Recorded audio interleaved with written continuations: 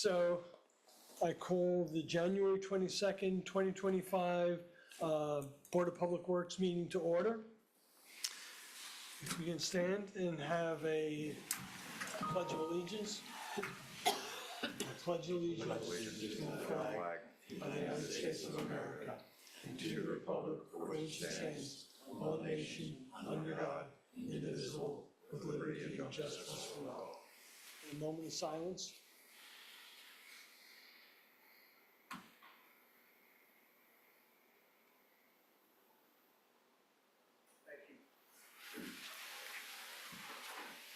So let the record show that all 5 board members are present.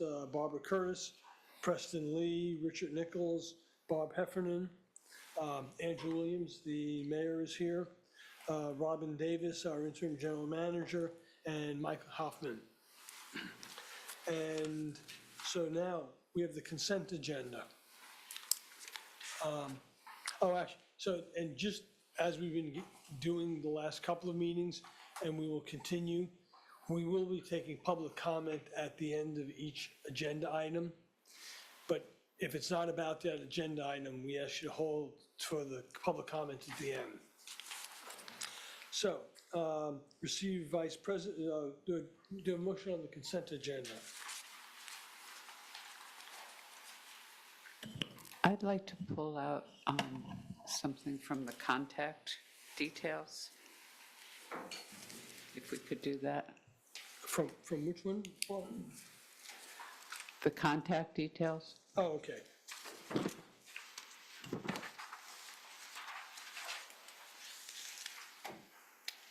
And otherwise?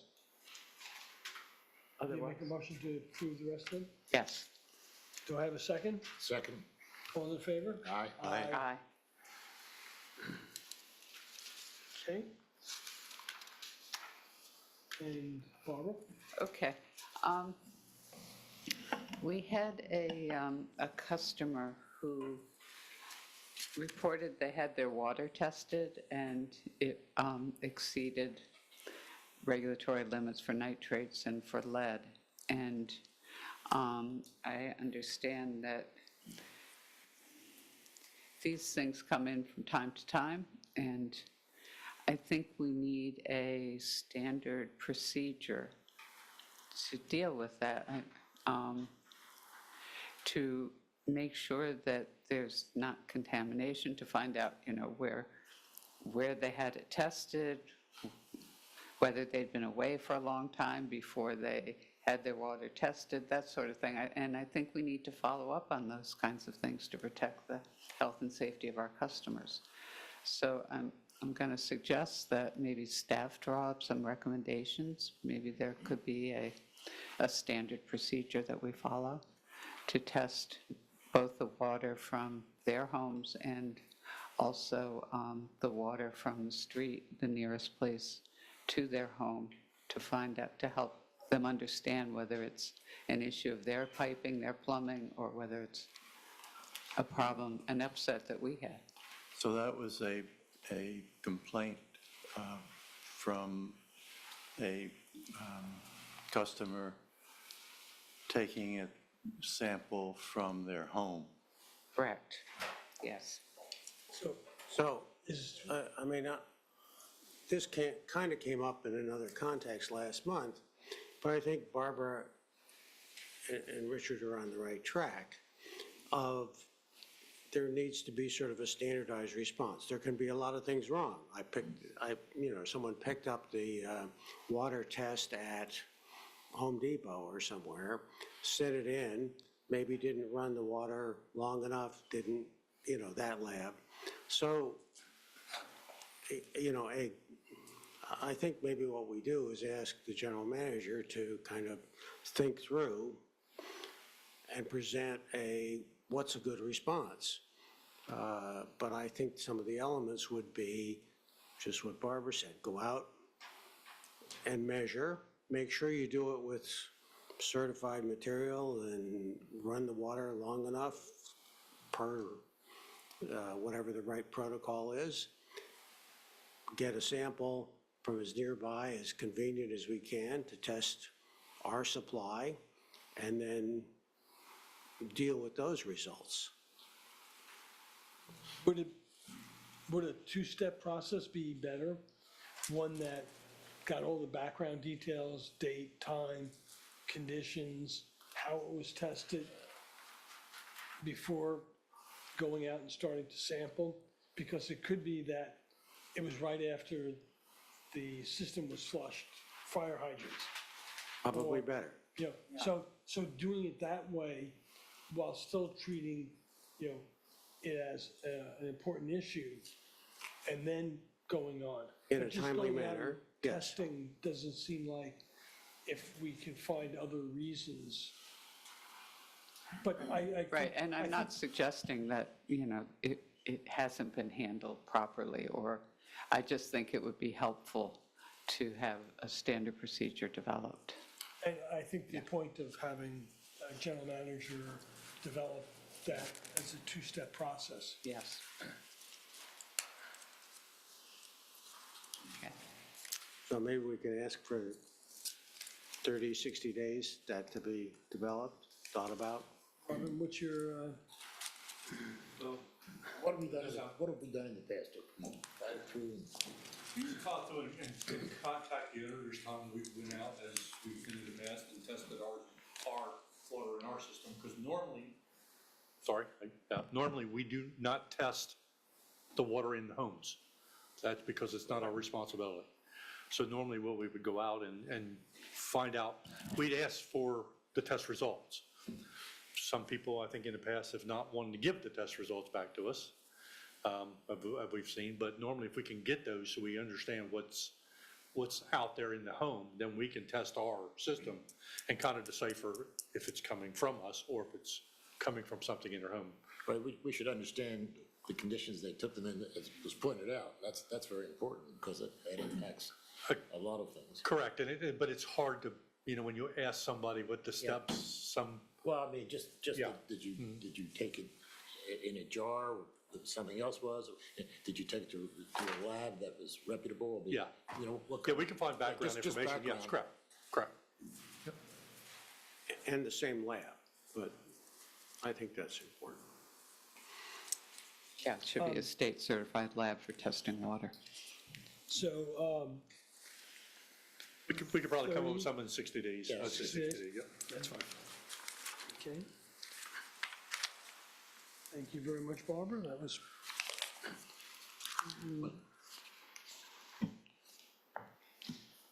And then moving on. Well, Tom, one other thing on the consent agenda and the numbers is the change in market value of the investments is down for the year to date. And I would just highlight that as an issue, because it ultimately, that kind of performance eventually affects our rates and ratepayers. So item 7 is the finance manager's report. Is Kim here? No, Kim is not here. She's on vacation. She's on vacation. How dare she? All right. Noted, but, all right. So, receive the Inframark report. Jeff?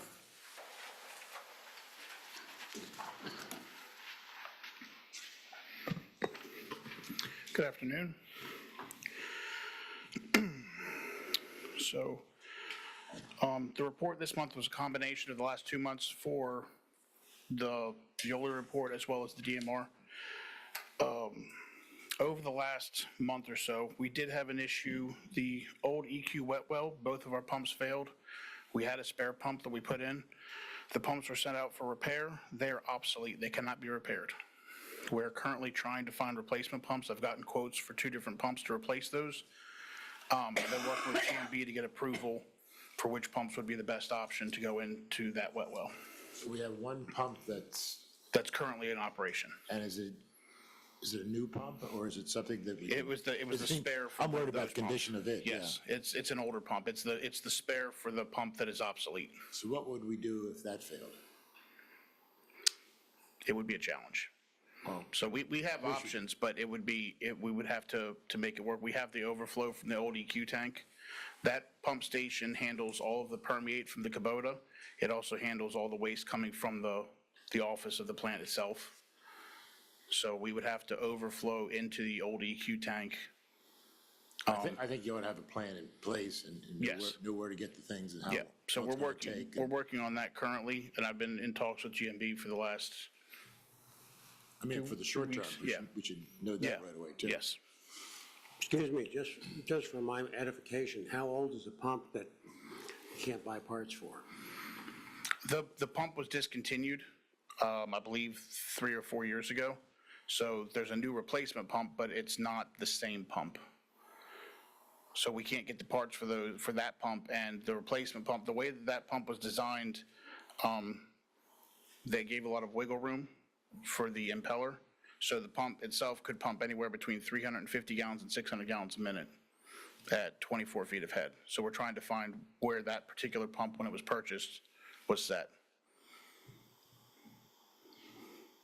But I believe the pump was put in somewhere between 1988 and 2003.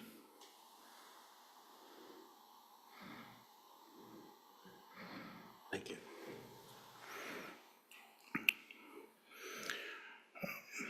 We have a new aeration system going into pump station 19 to help with the fog. That's been a pump station that's had issues with fog repetitively.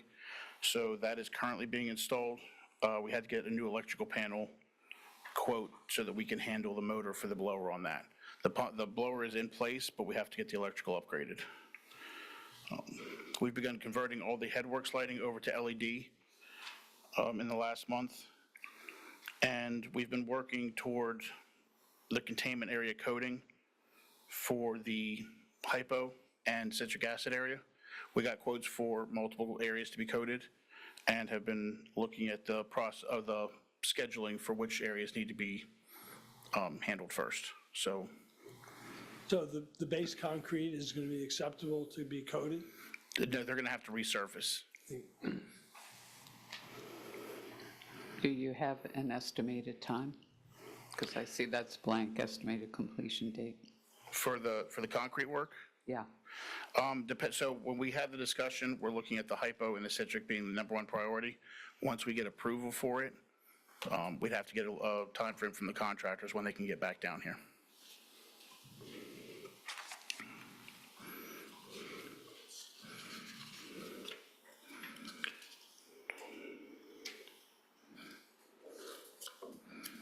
I see this month after month that, you know, we don't have spare pumps for a lot of the pumping stations or even panels. And I know we're looking at the pumping stations now for the long term, but shouldn't we be triaging this and starting to replace some of these pumps so we do have backups? Shouldn't we start a program that puts money away for pumps periodically so we don't have this? Yeah, it's been on the agenda for I know. years. And I think we keep getting warned, and you know, it's a good warning, but we're not doing anything. How much of this is related to the flood planning, resiliency planning? How much of these will be affected by the work that will be done for that? I think at some point it will. Yeah. Yeah, well, that's what I was thinking. We are looking at that now, and that could be put into the equation of whether we should replace it. Which ones and when? Yeah. yeah, because I mean, I know, Press, you covered that meeting or went through that. It seemed like there was a lot of overlap between what's being done for the resiliency of the pump stations. Right. But there are pumps that are on this list that are not on that resiliency list. Right. And maybe those are the ones we need to separate out, since we're looking at the resiliency of the pump stations, segregate out the ones that are not. we should look at the whole picture and see what we should be doing, but. Right. That would be helpful, yeah. I'm really glad to see this where you are on Yes. your work.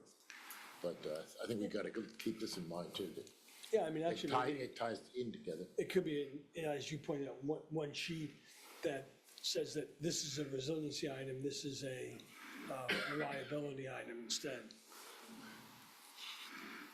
But, yeah, it's,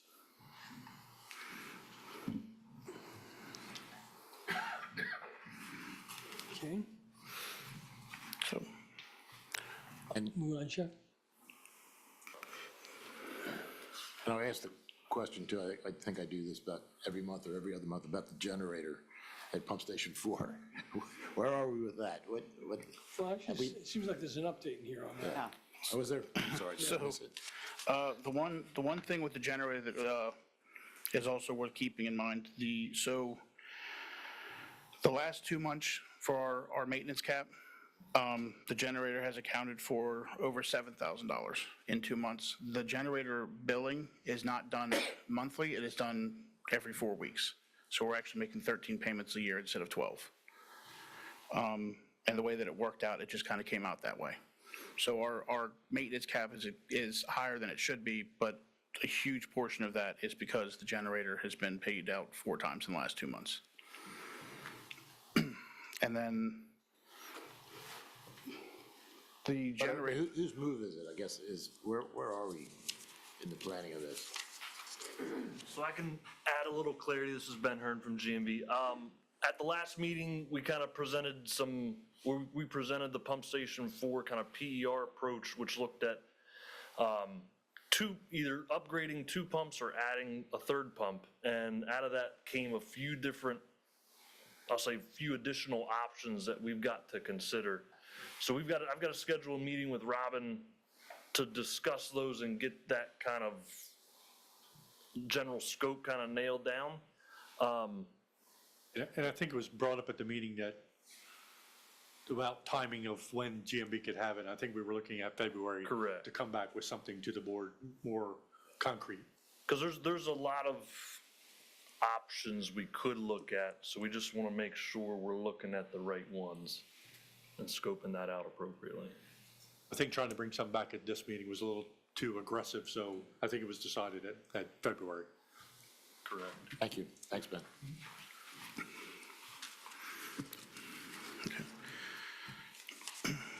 any questions? Yeah. I figured there would be. Okay, On your page 7, NPDS permit compliance, I was confused about why the flow, Are you looking at November or December? November, yes, November, sorry. okay. November flow says average daily was 0.792 million gallons per day. But the table shows the average flow is 0.800 million gallons per day. And just So that's curious. our influent flow and effluent flow. Yeah, So our average influent was 7.92, our average effluent was 800. gotcha, thank you, that's my mistake, okay. Also, I was looking at the maintenance budget, page 10, I guess is that a combined, combined November, December. Okay. And I didn't go back to past months, but when you say monthly fee, is that your budget amount? It's fee expenditures, and it says monthly fee, 6,600. Yes, whatever. that's the maintenance cap that we're shooting to have under for Maintenance cap. month, So for the that's- month. That's the budget that That's you the monthly submit. budget that we're shooting for. Okay, and contract year to date, when did the contract year start? So that's the last 2 months, that's November and December. Okay.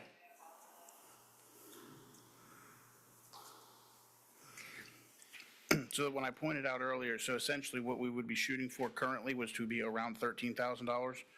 We're at 24, but over 7,000 of that is the generator rental at Pump Station 4.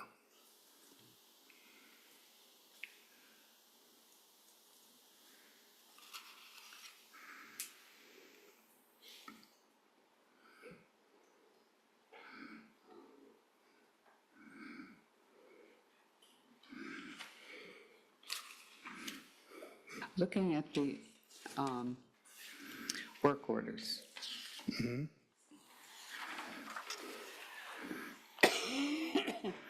The lift station 2, Pilottown Road, in November,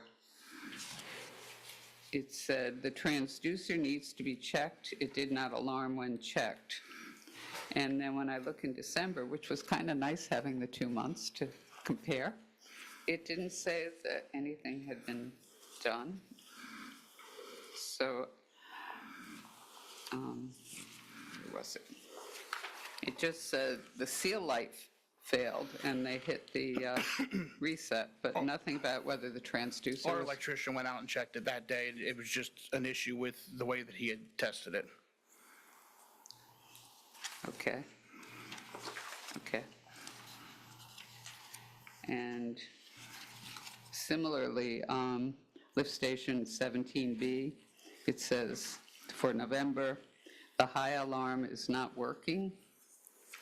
Do you know if that was taken care of? The float had to be replaced. It has been replaced, yes. Okay. That's all I had. Thank you.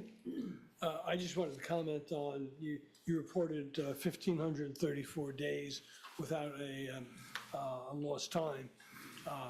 That seems like a very significant number. So, thank you very much, and Keep we it up. appreciate that. Appreciate you. Thank you. I think Barbara caught the other one, so. Any other questions for Inframark? Thank you very much, Jeff. Thank you.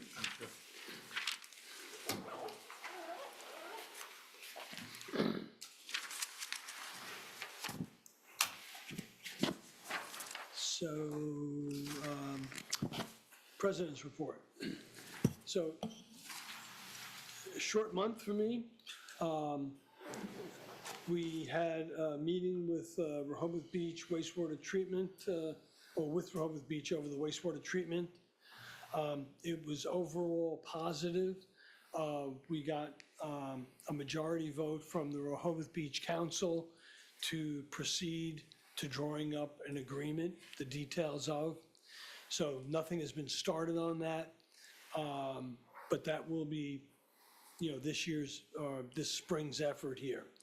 Well, the devil's in the details on seeing where it goes, but at this point, Sussex County, Lewes, and Rehoboth Beach are going to be moving forward to try to draw up that agreement. Had the monthly leadership meeting with the city. We had a separate meeting with Sussex County and the BPW to discuss the wastewater treatment plant. And then a preliminary meeting on the Army Corps of Reserve. Press has had more meetings in my absence, but we'll be discussing that later on in the agenda. And with that, Robin, turn it over to you. All right. Tom took a few of the items out. I just wanted to update like 3 of the major projects. The canal crossing, most of us know spring is all done pulling the pipe under the canal. Teal started the installation of the piping on American Legion Road. Once they finish that, they will jump on Gills Neck Road and make the connection there. And then that should all be complete, looking at approximately about a month for the project to be done, hopefully and operational at that time. The Wellfield Header Project, Teal has installed all the main piping, and they're working to tie in all the individual wells. Well 5 was done and back up and running. Well 4 was disconnected and reconnected, should be up and running tomorrow. So then they'll move on to 3, 2, and 1. They're doing each well individually as they go. As far as the new water tower, we have a pre-construction meeting tomorrow at 10 o'clock in our conference room.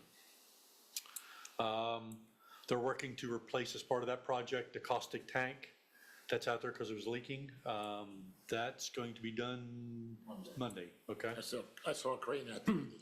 Robin, I'm sorry, but when is the actual construction of the water tower likely to be? Robin, we got a schedule from the contractor. Vince, yeah, Vince, Vince, yeah. thank you. So they've actually started now. There's the foundation, they're responsible for the design of the foundation and the installation. So they've started on the design. They're looking at beginning in March, mid-March, to come out and start the foundation. Just for the record, it's Vince from I'm GMB. sorry, yeah. Thank you, Vince. As far as events, we had, like Tom said, we had a meeting in Rehoboth Beach, attended the city council meetings, met with Vince and Ben, and discussed the status of the pump station resiliency study. We're going to be discussing a little later. The monthly leadership meetings, grant opportunity committee meetings, attended the January DMAC meeting, reviewing, so we have some Chantel pole attachment agreements that came through, so 3 of those, and met with Cape Shores Homeowners Association regarding the proposed water line, or sewer line from the Cape Island State Park, proposed locations and things like that. That's about it overall, as far as events. I would, getting back on the crossing, the additional pipe that's laying there after is that going to be reused on the? No. Why is there so much pipe? I guess that's a pretty big piece of pipe there. It can't be used on the American Legion or anything? No, it's just, I think it's just a contingency that they add on when they're doing that for whatever reason. So no, that's all going to be wasted. Yeah, because it's a thicker wall and It's different type of pipe. it's not a hubbing tube. Wow, that's a lot of expensive pipe. Yeah, yeah. You can't use it. We're not, I mean, you're not paying, I mean, I think Yeah, that's, it's in the- technically you're paying for it, Yeah. but that's not counted in the footage that we're paying them, so. All right. yeah, Just it's just wondering. Yeah, I was wondering the looks too same good thing. to- It's just a contingency that they add in case, Looks too good to throw away. yeah, Yes. it does, yeah. Thanks. And I'd also like to just comment on Spring.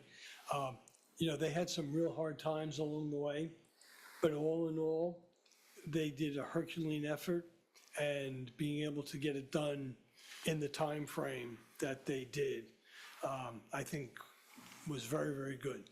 So we look forward to Teal getting done and being able to bring the line on to into use. Okay. May I say something, Robin? I really like this table you put together. That's what I was, yeah. Ah, okay, I decided to do this to kind of give the board a high level yeah, of kind of all the projects. I broke them down in development projects, our personal BPW projects, and some regulatory projects. yeah. There's a lot of other things the staff's working on, but I just want to kind of give a high level idea of kind of the workings of these projects we got going on. So there's a mess of doors open right now. So I don't know if it's something the board would like to see every month. I can do that. I can update. Like I said, it's just a general overview of the projects. Or if you want more in depth, then you can come talk to me about them. And I do have a more in-depth spreadsheet that has all the stuff, talking with the contractors, talking with GMB and things like that. I think it's terrific, thank you. All right, thank you. All right, so then the finance manager report, I guess we'll just pass on. Okay. Yeah. And so next, Spot Stevens and McCoy strategic plan. Welcome back. Thank you. Patrick McCoy. We brought the weather in just for you. Yeah, guys. thank you. And Eileen Cayley. Eileen's going to start us off, sort of going back through the beginning portion of it, and then once we get to the the strategic focus areas and the themes, I'll jump back in. Are these the same thing? We have Yes, some it in was our- the same thing that we emailed you, just in case you didn't have it. Oh, okay, Nothing different. All right. good. Thank you. Oh, okay, so I have it projected. Do you need to look at it projected, or you have notes on your papers? I have notes on Well, paper. people here should. Keep it up, yeah, we'll just I keep think- going through. So let me tell you where we landed and what you're looking at. So this is now more of a semblance of what your final draft plan would look like. Based on what you did on the virtual workshop, the responses from the subcommittee prior to the virtual workshop, all the comments from the customer surveys, we've incorporated those in here. So the vision changed a little bit based on some red lines you'd given us in the fall, consolidated all those together. And the question will be, did you get a chance to read it? Do you have additional comments, how you want to move forward with updating? We did the same thing with the mission, incorporated some changes there.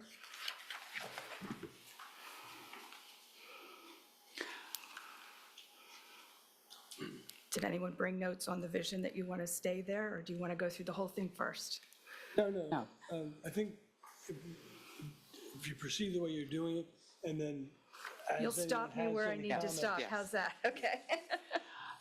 Yeah.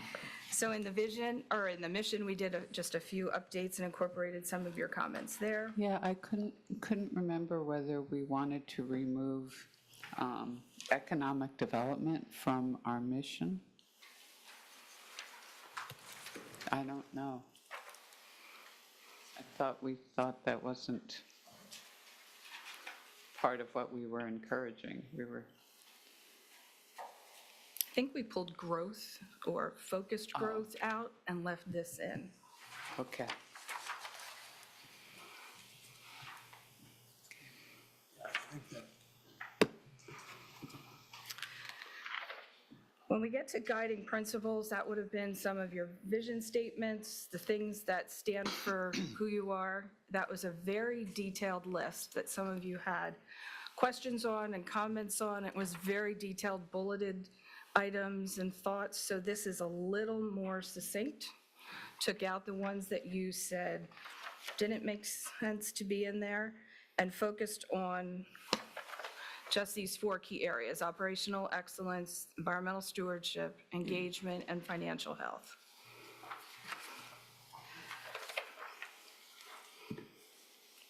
And then in through here is where we're describing those, and as you see, the bullets got less, gave you a little bit more room to work with the plan instead of so specific you couldn't function there. No notes on those pages. On the environmental stewardship, I wasn't sure what was meant by utility risk. It says, assure optimal balance of environmental sensitivity and utility risk. Is that like flooding and that sort of thing? Is that what? And, yeah, wherever your utilities are at risk for Okay. anything. Okay. And then I've got, throughout, I guess I have some really style suggestions there that are I a can couple of send to you. styles, Yeah, but nothing substantive on that page, I don't think. Then we're on engagement and financial health.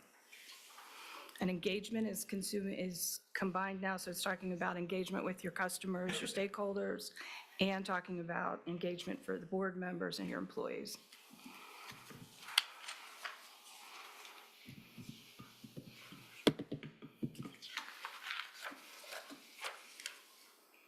Now we're going to look at your strategic focus areas. So these are reorganized from what you had looked at in October, based on what we valued as important. They're tying into where your guiding principles are on the front. You good? It's up to you, whenever you want to get there. Yeah, Or I I was can keep going. surprised not to see anything about in the infrastructure and system improvements, nothing about the new campus, the Army Reserve Center. Or don't we consider that infrastructure? Well, let me tell you how things got there, all right? So as you were looking through the book, we asked you all those survey questions. There's an extra piece of paper here where you got to prioritize things, and the things that weighted the heavily in how you responded to the surveys or how often that theme came up in the conversations that we have was what got it onto a higher list. So that campus didn't come up anywhere that I recall in our conversations. So we'll get that. And I think in style one, the third bullet down, redundant electricity. Yeah, yeah. I don't know if we meant Supply resilient electricity. or Yep. renewable. It could be any of those. I think that the priorities are going to disappear off of your final document. I brought them one here so you could see what the results of the surveys were in the workshop, highlighted the ones again in yellow so you saw what you all thought was important, so we could build what your objectives would be and what you want to focus on that side.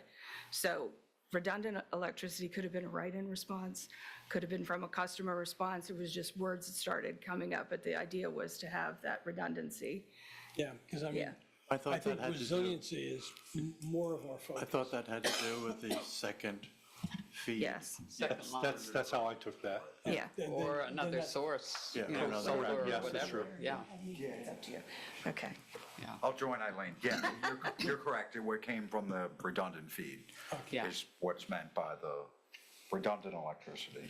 Okay, because we don't like redundant electricity. No, no.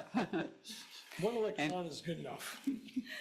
So what you see as strategic objectives seem to be the recurring themes from all of your responses that are the things that should rise to the top that you'd want to be focusing on a high level in terms of strategy. So each of the areas has, 2 to 4 strategic objectives. And so the point in the prominent themes, the separate piece of paper we gave you was just to sort of give you a quick glance of, the scores, if you will, of the surveys. And what was the number that came up with each of those? So the green highlight were sort of 15 to 18 as a score. That's I a weighted your 1 frequency. through 5 answers with extra weights in there so that I could get an equal share in case they're doing math in their head. Yellow is 11 to 14, 10 to 14, and then the lighter colored yellow is 10. What's in red is the text, for instance, under infrastructure and system improvements, implementation of smart meters came up as an 8, and I highlighted that and put it in italics because I was surprised that it came up lower than a 10, for instance. Just sort of randomly, there were certain things that I heard over the course of the last year and previously that felt like they were important objectives to capture, but they didn't seem to really come up in the survey as a result. So, I think you got that right. okay. And there were some others, obviously, under regulatory compliance. We've talked about environmental stewardship and so forth. So the encouraged reduction of energy usage and water consumption and reducing BPW greenhouse emissions, again, was something that, given what I heard about environmental stewardship, I thought they might have been a little bit higher, and I didn't want to lose them, or maybe they belong in another place. Under the regulatory compliance, one of the things that never came up prior because it wasn't important is, given our current regulatory environment, how to deal with the difference between what the regulatory environment is and the organization customer expectations. Sure. Because I think we're going to see a gutting of the regulatory environment. And I don't know that that's where we as an organization or our customers want us to be. So what you're saying is, for instance, if, there's a fallback of the PFAS regulation that came in effect, we're supposed to be for 24 to 29, I guess. Right. If that gets put back to 17 parts per trillion or whatever, you would want to. Or erased. Or erased. You would consider still sort of moving forward with something. It's Period. something we're gonna have to evaluate, Right. because we don't want to be out there on our own, but microplastics, pharmaceuticals, PFAS, you just can go through the list, and I don't know how much of it's real and how much of it's not. I don't know what Yeah. everyone else's feel is. But you don't know Spot what's on. happening. I mean, we're really in a major No, but- transition, so. Right, but this is our 5-year plan, so I think it's something we need to consider. I and agree, we monitor. stick with where we were going. Yeah, I think so too. I think also what's missing from there, though, there's reduced energy or water use, but really the thing we want to do is get pollutants out. Out of our wastewater, out of our water, whatever, and that's not really in here, other than if it's a regulation. Some of that would involve the city, for example, if we were to ban pesticides and herbicides. Otherwise, again, that's sort of outside your purview. Right, if we wind up with MS4 regulations for stormwater, then we're going to have to be looking with the city to work on helping us reduce them. But, the PFAS, that's a pollutant. It's, And while I've always said that they went too far with the PFAS, Right. the fear is they're gonna go the opposite extreme now. yes. Yeah. So I think we moved ahead through financial and into Oh, yeah. regulatory, right? Yep, okay. Get you Glad guys you're caught. paying attention to that. I was not. But again, the objectives are the part that we think are part of your plan. You're setting a broad objective for where you're trying to go. Defining the green objectives, I think talks to yours, Barbara, too, about what is it you're trying to do? Get the pollutants out, reduce the usage. You all have to come to an agreement on what that looks like, and then figure out how you're gonna attack that and set your priorities. Yeah, and under financial, I would just say from a wordsmithing, rather than becoming a financially sustainable organization, is improving. Because I think we are a financially sustainable organization now. Yeah. And I also wondered about the enhancing customer acquisition and retention. What does that mean?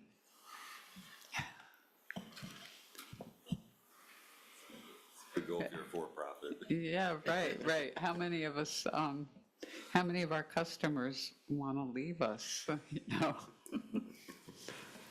Only the ones that don't like ready to serve. Yeah. Got us there. Well, that could come out of there if you all don't. Well, I think where that came from was in prior ones, it was industrial customers, not individual homeowners. Our homeowners are coming to us regardless, and it was. Back on the wheels. It was back when the ice plant was still in operation, the, SPA Pharma, it was that portion of it. And what does diversifying revenue streams mean? Do you know? My Is that recollection was rates? that were the grant opportunities, in addition to, your rate collections, et cetera. You had options for money coming in that weren't just solely your rates. That's old too. That could be more clear. So that too. Because you already have pursuing grants in there, and thanks to Amy, we're really Right. looking at that. So again, in this particular one, financial sustainability and revenue growth, we have the two strategic objectives, sort of what we sort of took from everything we heard in the surveys, but, obviously, 2 to 3 of these are what you can reasonably manage strategically to capture. So, we've tried to narrow it down to a few for each of these categories.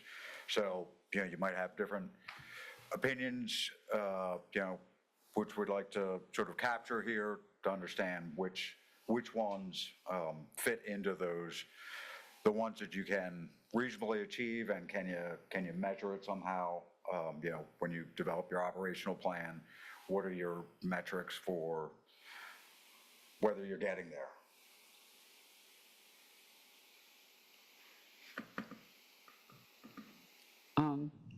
Should we have anything in financial objectives about investments?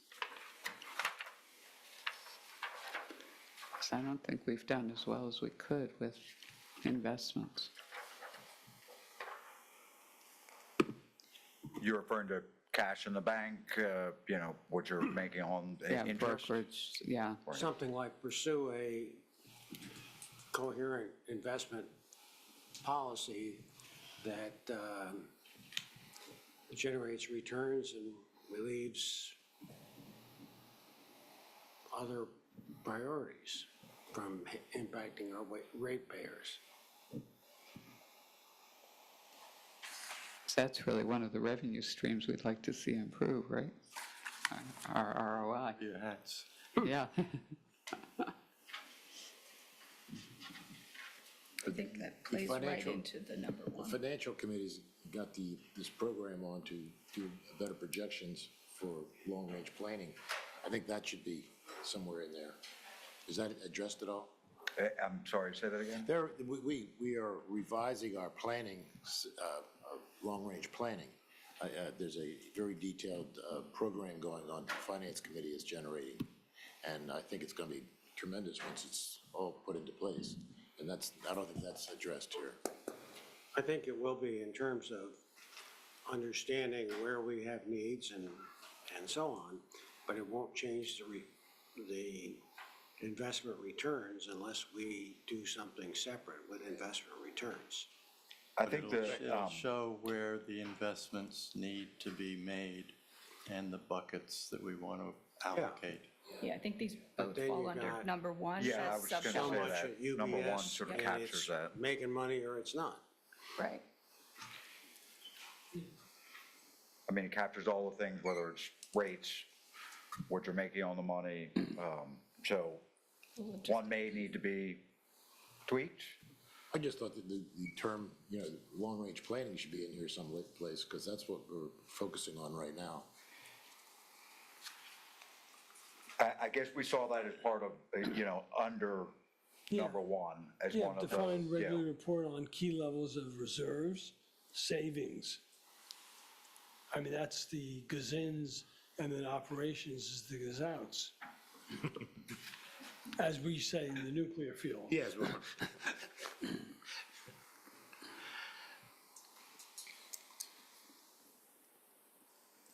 Yeah. And does that plan have an operational component to it? Or is it, what is the end result of that plan? More accurate ways of, our finance guru over there is leading that, but it's a goal to be able to make our rate structures that we can create them ourselves in long-term planning. We've been going out to a third party, and we're actually building up a program that develops, that you can actually realistically and accurately build on for over a 10-year period. Adjusting any element in the planning can be seen with the impact, so you can more definitively, do the planning work and see long range what changes to the formulas due to the income stream and And it rates. gives the staff information to discuss with consultants who have perhaps their recommendation, but there is a framework that shows that why the recommendation may not be the right one for the program, the short and long-term projects that are in the flow, so that we're not just at the mercy of consultants who are experts and have whatever recommendations they feel with the information that they have at their hand, but doesn't necessarily match the reality of the different utilities that we're operating. Richard, do you think that item 1 here adequately, because what they're trying to do is not be overly specific, Right. Correct. that would tie our hands in 2 years. I almost versus- think 2 does it better than 1, but not with the sub-bullets beneath it. Review history of key spending to identify areas to address, you know? Well, I think that is, because frankly, we really need to start developing a reserve fund for storm cleanup. Yeah. And just to be consistent, do we want to say recovery there? Just a Yeah. Yeah. thought Yeah. there. I wondered about training under there, though. That seems to me to be more level of operations, right? But once again, it's kind of nitpicking. Right. Well, at the risk of being boring about this, reading all that on the right, none of that says investment returns. No, you're right. I think reporting on, Reporting on is, you can report, we had bad results, and we had more bad results. We've been reporting that for a while. well, then we should be voted out. Well, I mean, I just think that, So you're looking for something that's more succinct, like measure or have a key metric that you're looking at, so that they're not just giving you a number, you don't know if 4 is good or bad. well, in this world, there's rates that we charge and money comes in, and there's a sizable pot of money, which also needs to be managed, that's reserves and, required for disasters and other kinds of things. That pot of money should be managed prudently. So It's an define it- a policy? It's an investment policy creation or modification. The existing investment policy was done in 2019 in a different financial environment, and it doesn't make sense anymore. And so we need a policy that will define what our investment criteria should be, and in detail of our expectations, as well as the different buckets that we want to keep filled for the short-term and long-term stability. So if we were to leave 1 as it is and add another bullet that says create investment policy and some more language that we can, work out to incorporate what we just heard. And probably periodically update, because as Richard has just said, 2019 seems to be obsolete at this point. Yep. And presumably, whatever we do in 2025 could be obsolete 4 or 5 years hence. Okay. Wrote a lot of sideways words there. I get that. All right, on the regulatory compliance side, environmental responsibility, it was 2 big things seemed to jump out. You needed to define what green meant, environmental meant, what it was that you were going to measure and try to accomplish. And 2 was to get the key regulatory things that are in place that you have to address and have your subcommittees regularly reporting, telling you what you need. Get some type of expert on your different topics so you know how to address and then make policy around those type of things. Do we have such subcommittees? To look at legislation, regulatory issues? No. That's where the developer comes in. Oh, yes. Yes, Might right. be Robert's one committee, Richard's another one, and you come and you bring your. And I think, as I said earlier on this one, is that we need to monitor Yep. the ongoing regulatory environment for being in sync with the organization and the customer's expectations. I think that is overly critical in this environment. Yes. You're members of AWWA and the World Water Association. I assume they've got regular updates on regulatory issues. APPA, which is Yeah. on the power side. Yeah, I mean, they were basically our liaisons.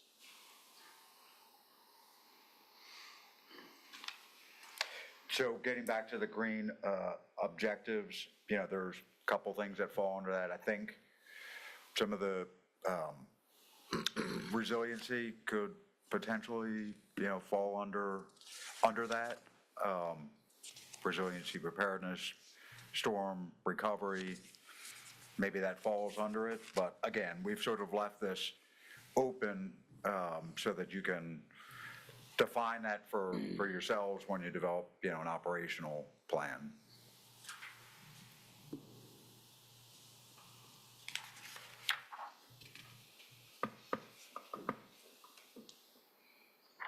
This is all your section, Robin.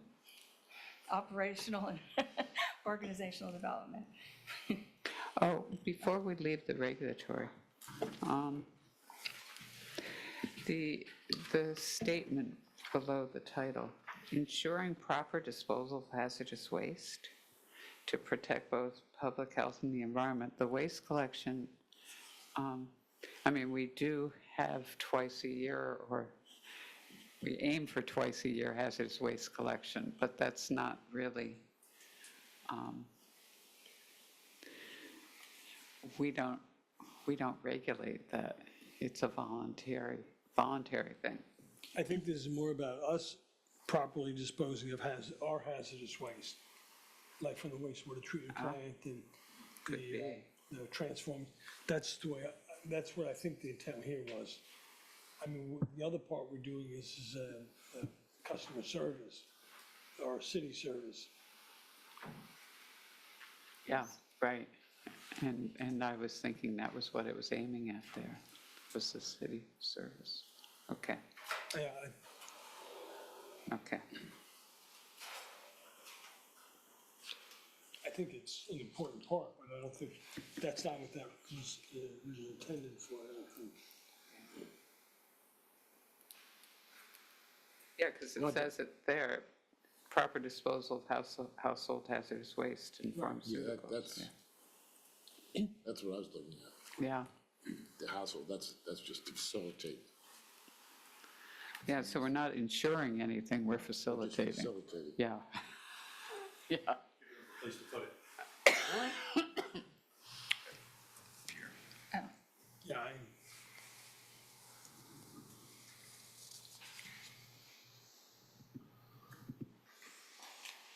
That one didn't get a lot of votes, the household one. People appreciate that, yeah.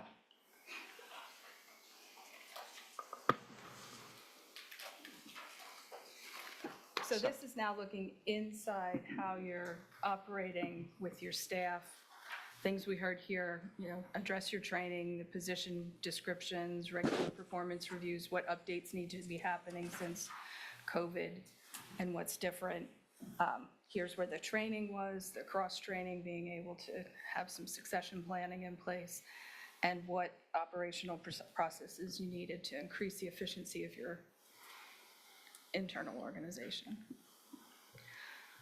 So some of the things that came up, with, for the higher score, the cybersecurity was one that surprised me to be so high. I'm not sure if there's been an incident or it's just a general concern. it's a general concern of the Okay. utility industries Yes, Right, okay, and banking for that matter. right. yeah. And something that's not fully sort of underway already, or It's It's something that- continually changing and morphing. I say Josh is doing a great job with all of our securities. He keeps up to date on all that information. Yeah, I think it's well underway, right? but bad guys think up new threats, and And we're going to, water and electricity are targets. Yeah, I know in Westchester, our IT director has told us that I think 40% of the IT budget goes towards cybersecurity items, which, 5 years ago it was, 5% or whatever. So it's staying on there because it's got to be top of mind and it requires funding. well, and not only that is that we're opening more portals by things like AMI. Right? Because right now, you can't hack a house meter. In the future, you will be able to. Amazingly, AMI has been very secure up until now. I think I may have jinxed it, but from the wide breadth that's out Right. there, it's top of the line in their So you- design standards. Suggesting add that in here somewhere. Not sure yet. I'll put Okay. a note here. So supply chain delays and increased costs is something we heard from staff about, something that, they've been challenged with trying to, to get equipment and get it for reasonable costs. I'm not sure how that fits into this, but it came up with something important to talk about. But I'm not quite sure where to go with that. I don't know if it's something that's continues as ongoing. This is going back a year, so, we still have post-COVID issues. I don't know if that's settled down at all. I think overall, generally it has. I mean, again, it's getting better, again, of course, it's still, there's issues out there, just with the increased cost here, I mean, we just had everything. one major bid that was way over budget. Yeah, I mean, so, yeah, there's, And it's pretty common across, in our work, we find that too, that, that there's things that we do estimates and they're under. So, being prepared for that from a financial perspective, maybe that belongs more something in the financial part. I mean, category of understanding how estimates are prepared and how confident are we in what they're gonna come in at. I don't know, I think that the financials look at it, I'm looking at the financials, something different than you discussed. I think this operations that we have to be, like you said, diligent in making sure that whatever estimates or whatever our thoughts are on what the project's gonna be, then we try to consider Right. all these now extra costs, because unfortunately, I mean, the supply chain delays are probably lessening, but it seems like the cost Never went back down, right? Yeah. The reason I ask is, under the strategic objectives, we have these two, and I haven't specifically addressed it in there, these things, some of these things, like the cybersecurity specifically, the tariffs and the supply chain aren't specifically addressed in these objectives. So should they be, and if so, how do we want to couch it? For the operational efficiency, the supply chain delays, and it is an important element of planning. When are we going to get pieces of equipment, even if they're more expensive? When are we going to get that we need it to order it months in advance? I mean, we've done that like trucks. We bought them with 2 years in. Yeah, 2 and years in that advance, still right? exists. It may be less than years, but it's, you know, maybe down to a single year or 8 months, 9 months. It used to be that you could call up and get it, you know, in, you know, a couple months. That's all internal. It's not like we have any influence over the supply chain itself. Right, it's just a planning issue for us. No, but the thing you might be able to do is, to the extent possible, standardize on certain equipment. You know, whether that be pumps, valves, other things, elbows, that would have utilization more than one place, so that, you know, a spare might back up 4 or 5 locations, not one. And to follow up on that, that's some of the conversations with Inframark. It was the same thing. Austin had some conversations with Jeff, trying to come up with, is alternatives to we have one pump that can work 3 stations, other than just, if you're looking for a backup pump for pump 8, or station 8, backup pump for pump 5, that way maybe we can utilize that way to standardize some of these pumps. And this is an example. Yeah, yeah, I agree with that. You know, when we had the discussion the other day about the resiliency planning for the pump stations, wouldn't it be nice if they were all designed the same way and one plan could serve a number of pump stations? But, That would be great. yeah. But I think that's the plan. That is the intent going forward. Yes, that's Yes. correct. Yes, that is correct. But we're left with a legacy, legacy system, so. So I think we can sort of add a note under the second bullet of 1 to, you know, that captures it a little bit, would standardized operational processes would increase efficiency, you know, including, as you said, whether it's materials you use all the time or equipment. And on the cybersecurity, whether it belongs here or someplace else, I think it's paramount. I think it belongs here for you for internal operations and knowing Yes. people aren't opening up emails that they shouldn't be opening, and you're not adding more stress to yourself, just how you operate.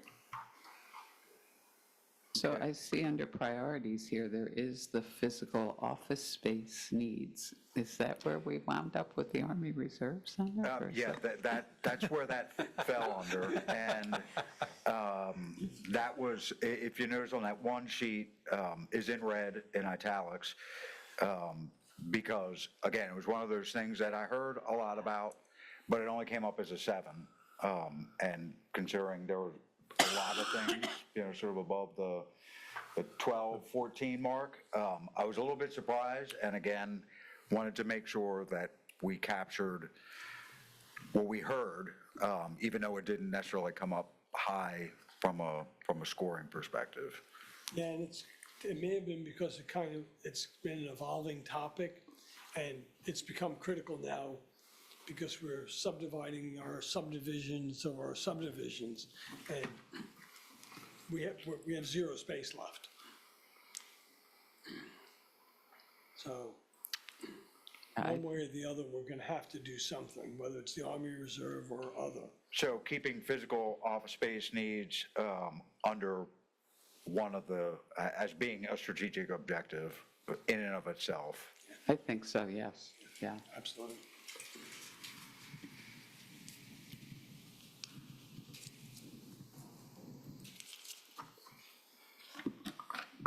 Okay.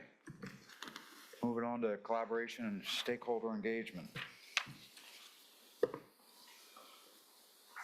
So here, I heard Robert the last time, and I agreed with you on the communications plan. A strategic plan doesn't necessarily have to be a client survey, satisfaction survey every year. If you want to do that, that should be part of an overall how you're communicating. You talked a little about this in October, and it resonated with me. You've got client education, customer education, outreach, there's deadlines, there's service, having some type of overarching plan of when you're talking about those things, what your avenues and stream is for how you're communicating. That's something that I think came out of how you're talking about, oh, they don't know how to do this. We did that one wipe campaign and that really worked well, but it should be something that's repeated. So you need a little bit of attention on how you're communicating so that they can find all the information. So, did hear you. That's what that is. Do you remember saying all that? I think I do. Maybe not as well as you. And I have to say, you know, having done it 5 years ago, this same process, and now that I use the site pretty often as a, you know, as a customer, I think it's 100 times better than it was 5 years ago. Yes. So, for what that's worth, Yeah. you know, everything can always be improved, but I think there's And we been a did lot of have- progress. Particularly last summer with the, underneath the main going out and all of the subsequent actions, we've had some recent experience communicating. Generally, I think we got by it pretty well, but not without, they won't tell us anything, or learning that our phone system can only take 50 calls at a time. And, you know, I just think that's the kind of thing you can continually improve. No, and the cooperation with the city has also been critical that we've developed, you know, using their red alert system and, you know, staying better joined. I think we can take out quarterly customer workshops, because we haven't had one in a couple of years. I mean, we have monthly board meetings, and they're open to the public, and you can see how interested the public is. Yeah, I mean, I think under, the strategic objectives are really what we're Yeah. trying to focus on Right. here. And if these, on the other side, if they need to come out or, you know,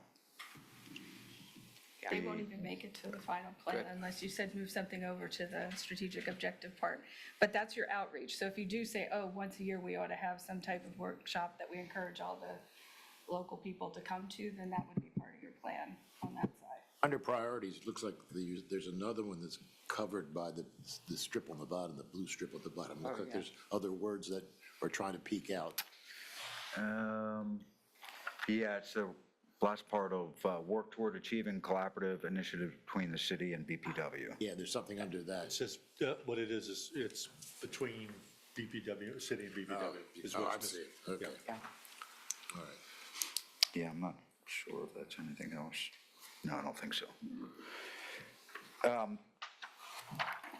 I think that brings us to sort of the final piece, which is what we've, on the opposite side of this sheet, the other thoughts for discussion.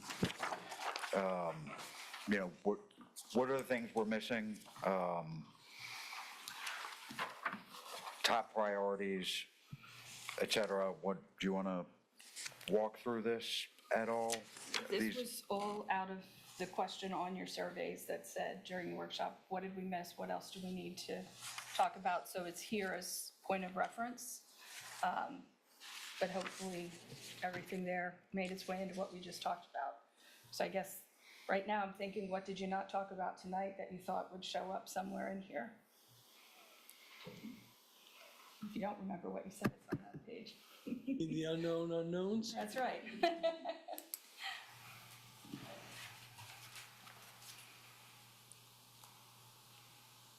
Yeah, because anything you're seeing as questions or whatever, you had your comments were in there, so you've seen most of this before, but as you looked through this piece, was there something that you thought you should be addressing that's not being heard in your plan?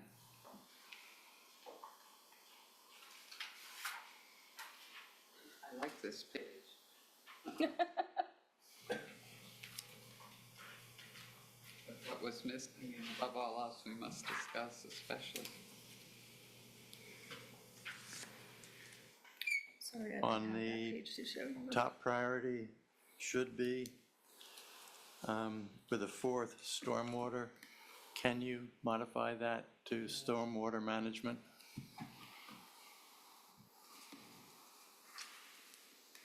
Please. Sure. Yep.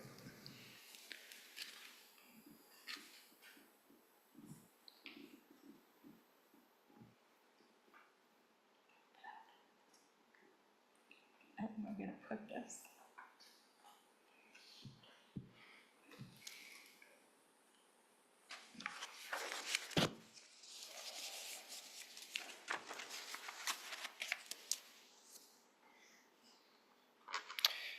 So the follow-up question will be, where do you think you'll see that in the plan?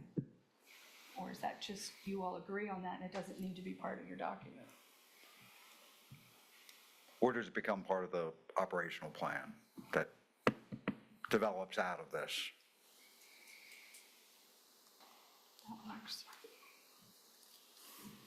Although, under the very last, identify 3 important collaborative efforts between the city and BPW, could be a strategic objective bullet under number 2.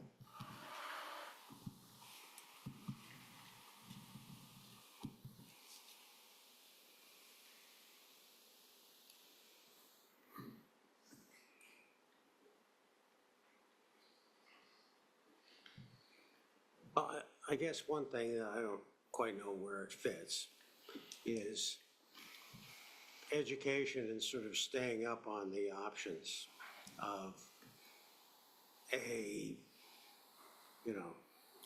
let's say stormwater management.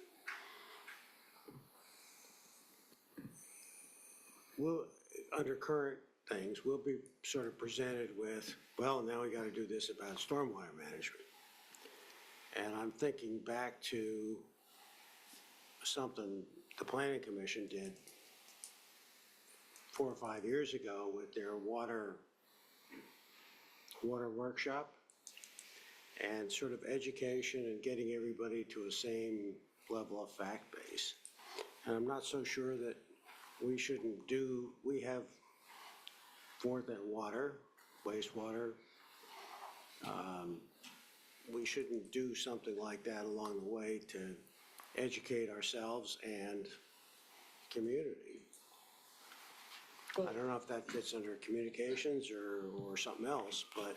So a quarterly, something at a board meeting where somebody would present? Yeah, quarterly sounds even too often, but.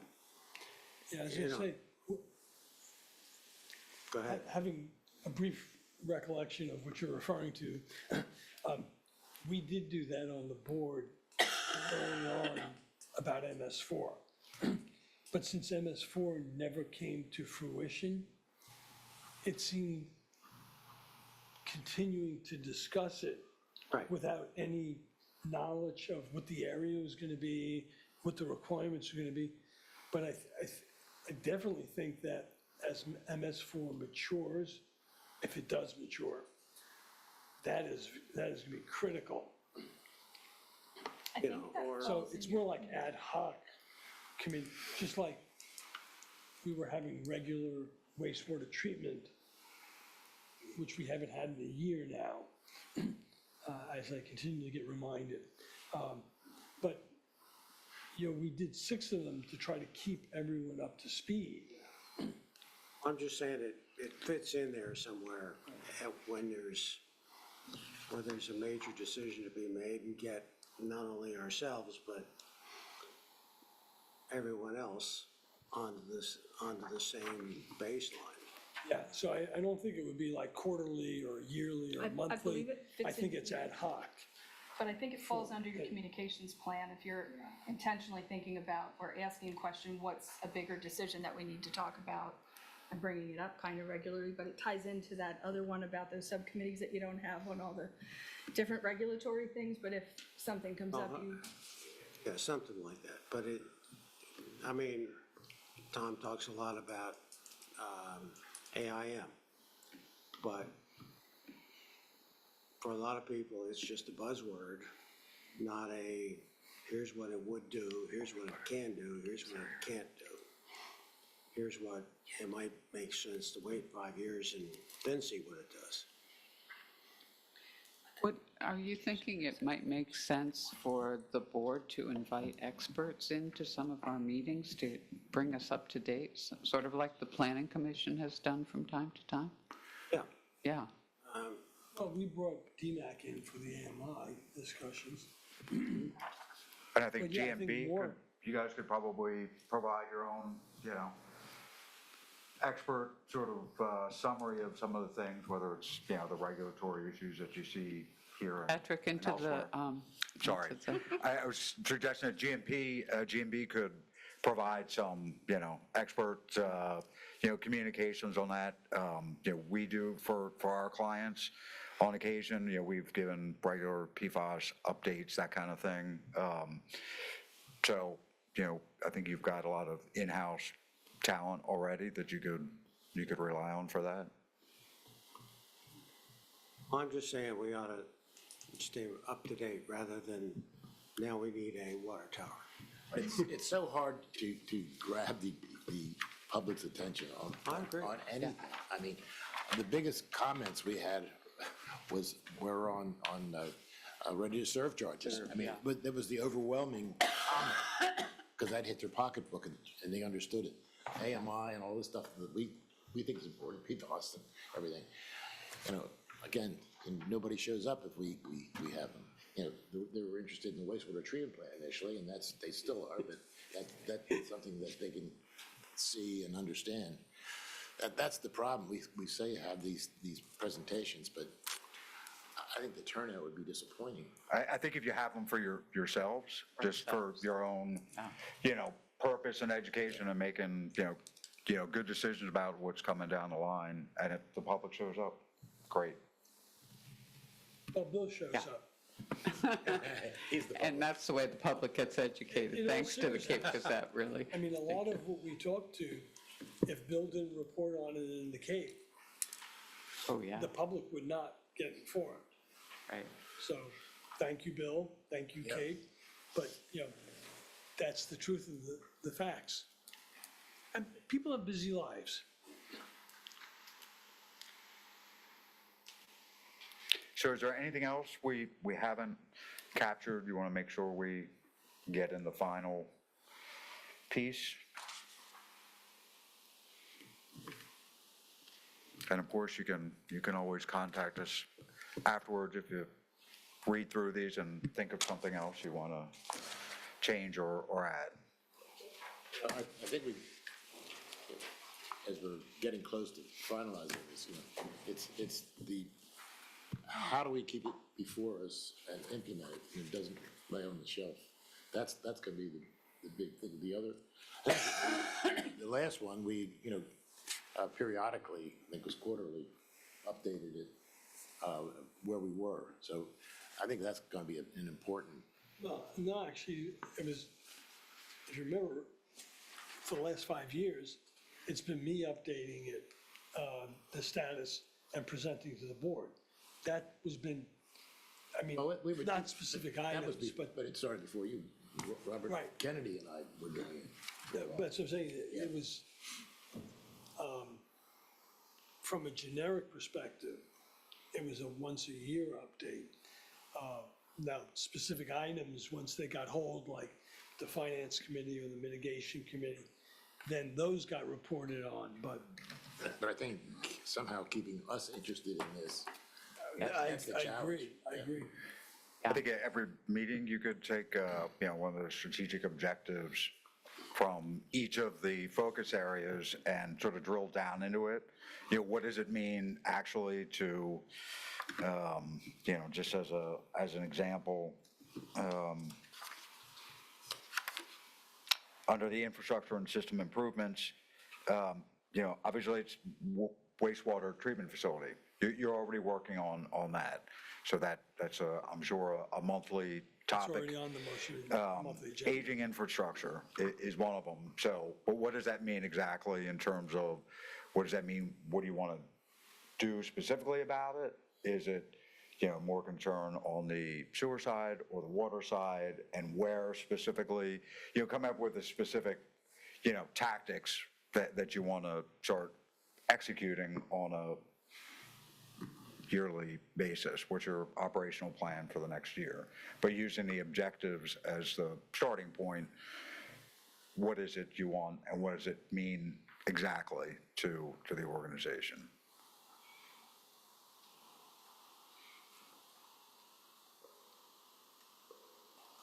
Yeah, I think it's something we have to think about because, I mean, like aging infrastructure, it's basically 90% of our agenda.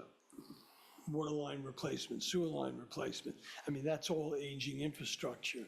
And so you're talking about the priorities So, of those already, so, Well, they've made your way to your agenda, so you're already Right. working on parts of those, but then Right. you're gonna fix that. And you gotta move on to something else, and you're gonna say, hey, what do we do for performance reviews? And that comes on to your topics. You just pull some pieces out, work on them, get them incorporated into how you actually function, and then pick another one off. Don't try to do all of it, or you'll spend your whole meeting just talking about these objectives and what that means. So kind of drill in a little bit, pick one you can get, knock that off, bring the next I one. wish there was one that we could knock off. I mean, seriously, I mean, these are on a long-term strategic plan because, you know, we've had 40 years of neglect for our infrastructure for whatever reasons, and now we're trying to recover, but it's not something that we're gonna do by 2026. I think you're addressing aging infrastructure with the pump that he talked about. That was from 19-something. When he Right. started with 19, I was like, that falls in aging infrastructure. So you're doing it, you're, okay, this we gotta fix. We gotta get a lot of pumps that have interchangeable parts. Okay, we've moved on that one. So you're addressing the different topics and you're picking pieces out of that that are gonna make that overall objective happen. I was concerned that aging infrastructure you were referring to us, but, Don't go there. all right. All right. Anything else for the cause? I think we're getting a lot closer. Yep. Yeah. all right, thank you. Thank you very Yeah. much. I appreciate Good your night. patience. Thanks.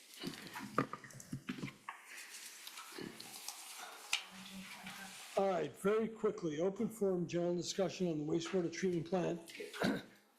As I said, you know, the December 20th, which happened to also be our, Austin's last day with us, we made him stay to the end. We had a meeting, Sussex County and Lewes were present, and Rehoboth Beach took action. They voted, one absent, one against, and the remainder 4 proceeding forward with developing a agreement between the 3 parties for use of their ocean outfall. So that's as far as we've gotten. Nothing has happened since then.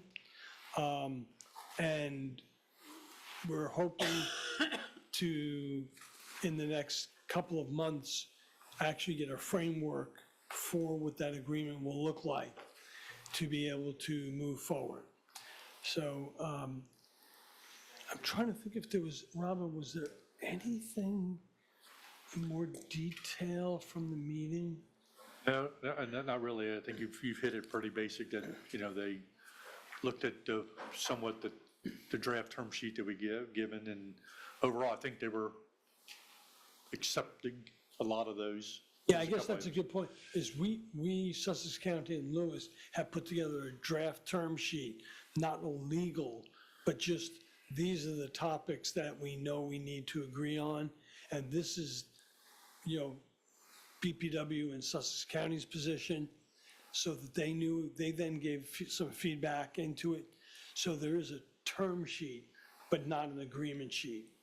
So that's, and it seemed like the basic engineering infrastructure portion, there wasn't a lot of pushback on. Correct. Yeah. So what would be the timing of an actual agreement, would you guess? I mean, I realize this is a big guess. Okay, so you want Tom Panetta's, for, Well, I I'm don't just think saying, it- is it this we're not- year? oh yeah, it's gotta be this spring.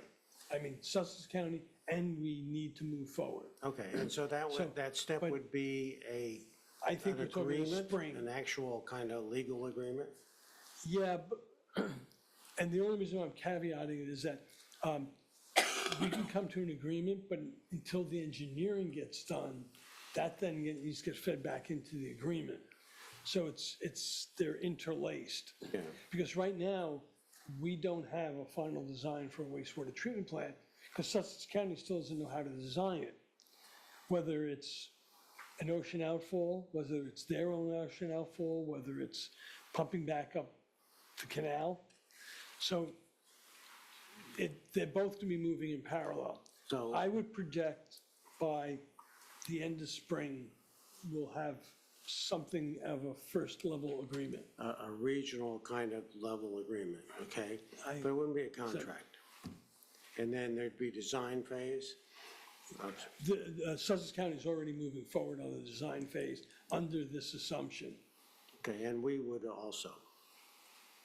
We have to do some things to it. We have to figure out then how we're going to pump forward. Yeah. Correct. And at what point do we negotiate a contract with Sussex? We're going to start that in parallel. I have a call into Todd this afternoon. I did. Thank you. We need a term sheet. Well, I told him we want it for free, so it was very simple. Free and governance. All right, moving on. Item 10 we're pulling. Item 10 we can do. I think item 10's fine. We pulled all the others. Oh, okay, the other ones, okay. Yeah, correct. All right. That'll be next month for the other ones. So item 10, open forum, general discussion on policy procedure resolution.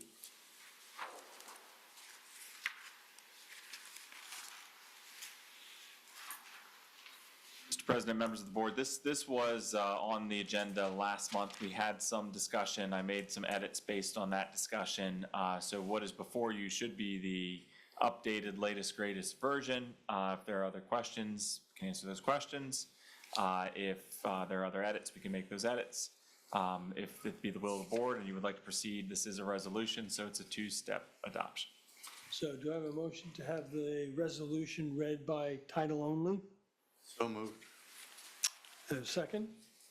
Second. All's in favor? Aye.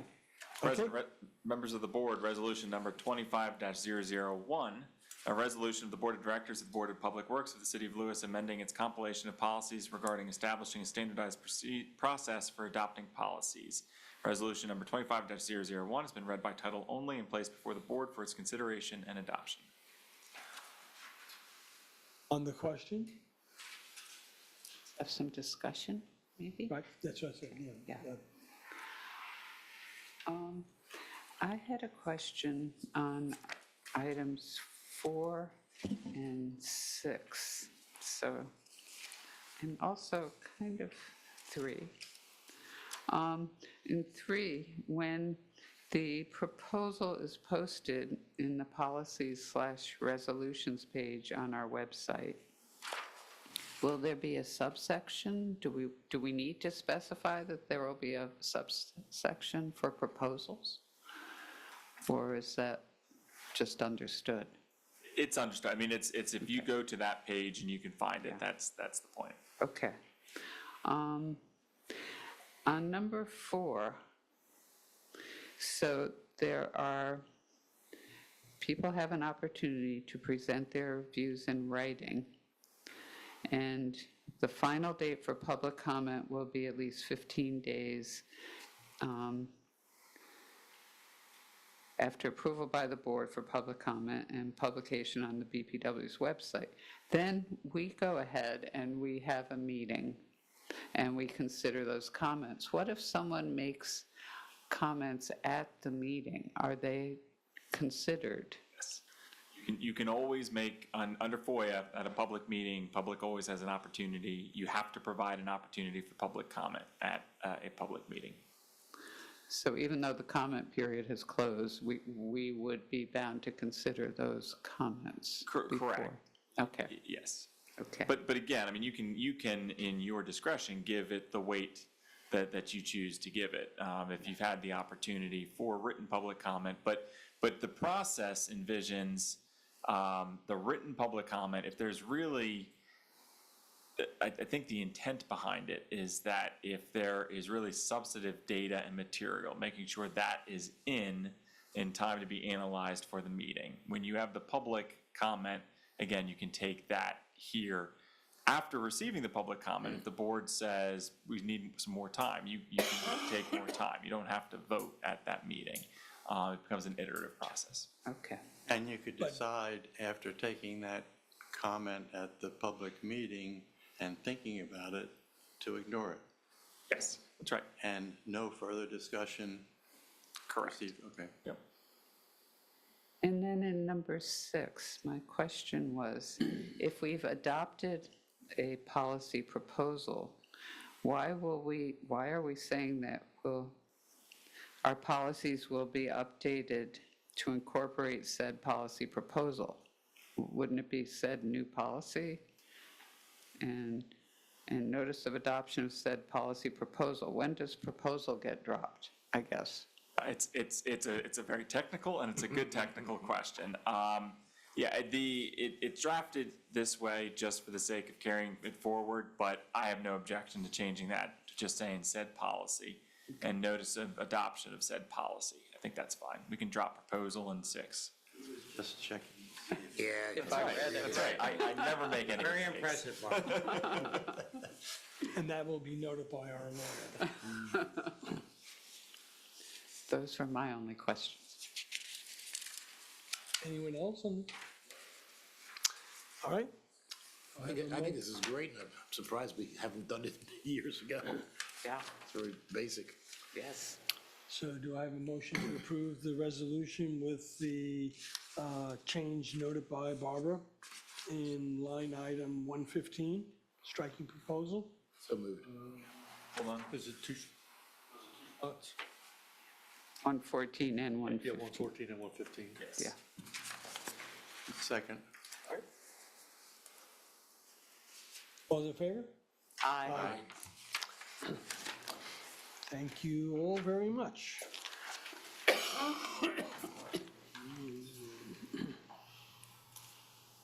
What's the number? One. One. It's the loneliest number. Item 11, open forum general discussion on Hoornkill 4th Street, a supplemental funding resolution, information, discussion, action. Robin Davis and Michael Hoffman. Yep. What we have here is a resolution for moving forwards with the funding for the Hoornkill project and the 4th Street Park Avenue project. In September, Austin signed a binding commitment letter. This is kind of like the next step in the process to get this moving forwards as far as loan wise, so we can get moving towards construction. As there were some changes made to the language yesterday. They're noted basically in, I think, the first whereas clause, the third, and the last whereas clause. Most of the changes were due to trying to keep the language consistent with what was in the project description on the loan application, to ensure that what we're getting a loan for is actually going to get accomplished. And that's correct. And we also made a change to reflect that. So these resolutions are typically prepared by bond counsel, and then they're presented. There's the one for the board and there's one for the city. It was originally drafted anticipating that the city would go first. Since the city is not going first on this, we've changed the whereas to reflect that change. What that also then means is, should it be the will of the board to proceed, the actual motion should include a conditioned on the city granting its consent as required by the charter. So do I have a motion to read by title only? Or is the title longer than the actual document? No, back, do I have a motion to have them read by title only? So moved. Second. All in favor? Aye.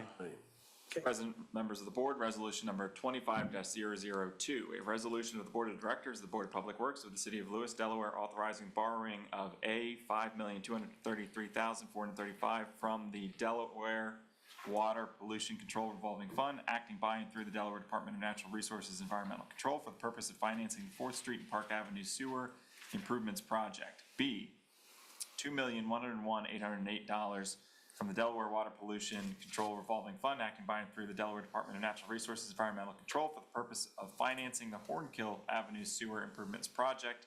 C, $3,354,653 from the Delaware Drinking Water State Revolving Fund, acting by and through the Delaware Department of Health and Social Services for the purpose of financing the 4th Street and Park Avenue Water Improvements Project. And D, $842,105 from the Delaware Drinking Water State Revolving Fund, acting by and through the Delaware Department of Health and Social Services for the purpose of financing the Hoornkill Avenue Water Improvements Project and authorizing other necessary action.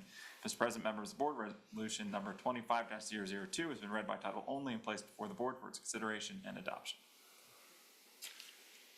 On the question, discussion, What was the question? what was the title? Well, I'll say for discussion, okay, that's $11,530,000 that we're borrowing primarily for water and to address our aging infrastructure, but it's a lot of money. And to be paid back with loans and so on, I think we have to do it. I think it's important, but it's a lot of money. And it goes back to the prior discussion that, this is to deal with aging infrastructure, and it's something that is a long-term project for us to accomplish. It's a major project. I think it's probably the most important project we have going right now, if we get it going. Yeah. We don't have the revised wording, though, for this, do we? Was Yes. that? Yeah, That was sent to the board yesterday. yeah, last night, I sent it, Oh, okay. And I looked in my box and it wasn't there, so I didn't. okay, yeah, it was sent out last night after probably 5:30 or so. And I can pull it up and walk through that. There weren't many, but I can walk through the changes, Barbara, if you prefer. I would like to know them. Bear with me. Sorry. Did I you can have a copy? Someone else has a copy? I we didn't can look print it at? out. No? Yeah. So I've got it right here, Rob, if you want me Okay. to. So in the first whereas clause, it says approximately 54 instead of 44. And the word including was stricken to read with new. So it says approximately 54 properties with new 6, 8, 10, 15, etc. The third whereas was updated to reflect that is 2,850 feet of various size cast iron. And further on that where it says after 4th Street from Savannah Road to Burton Avenue, it also now says and Park Avenue, Johnson Avenue from 4th Street to DuPont Avenue with new 8-inch, 10-inch, 12-inch. Also under subpart 2, it's approximately 54 instead of 29 house service pipes. And that continues pipes with potential lead service piping components, 8 fire hydrants and associated valving. Again, as Robin mentioned, that was updated. You went with the supplemental funding, and that's what that reflects. If you go down to the second to last whereas, it now reads, whereas the mayor and city council is scheduled to consider next month the board's request for mayor and city council consent to the board's proposed borrowing, etc. That's that change. And that is it. Thank you very much. Sure. Okay. So if I can have a motion to approve the resolution with the consideration that it's contingent upon mayor and city council moving forward at their next meeting. So moved. Second. In favor? Aye. Thank you all.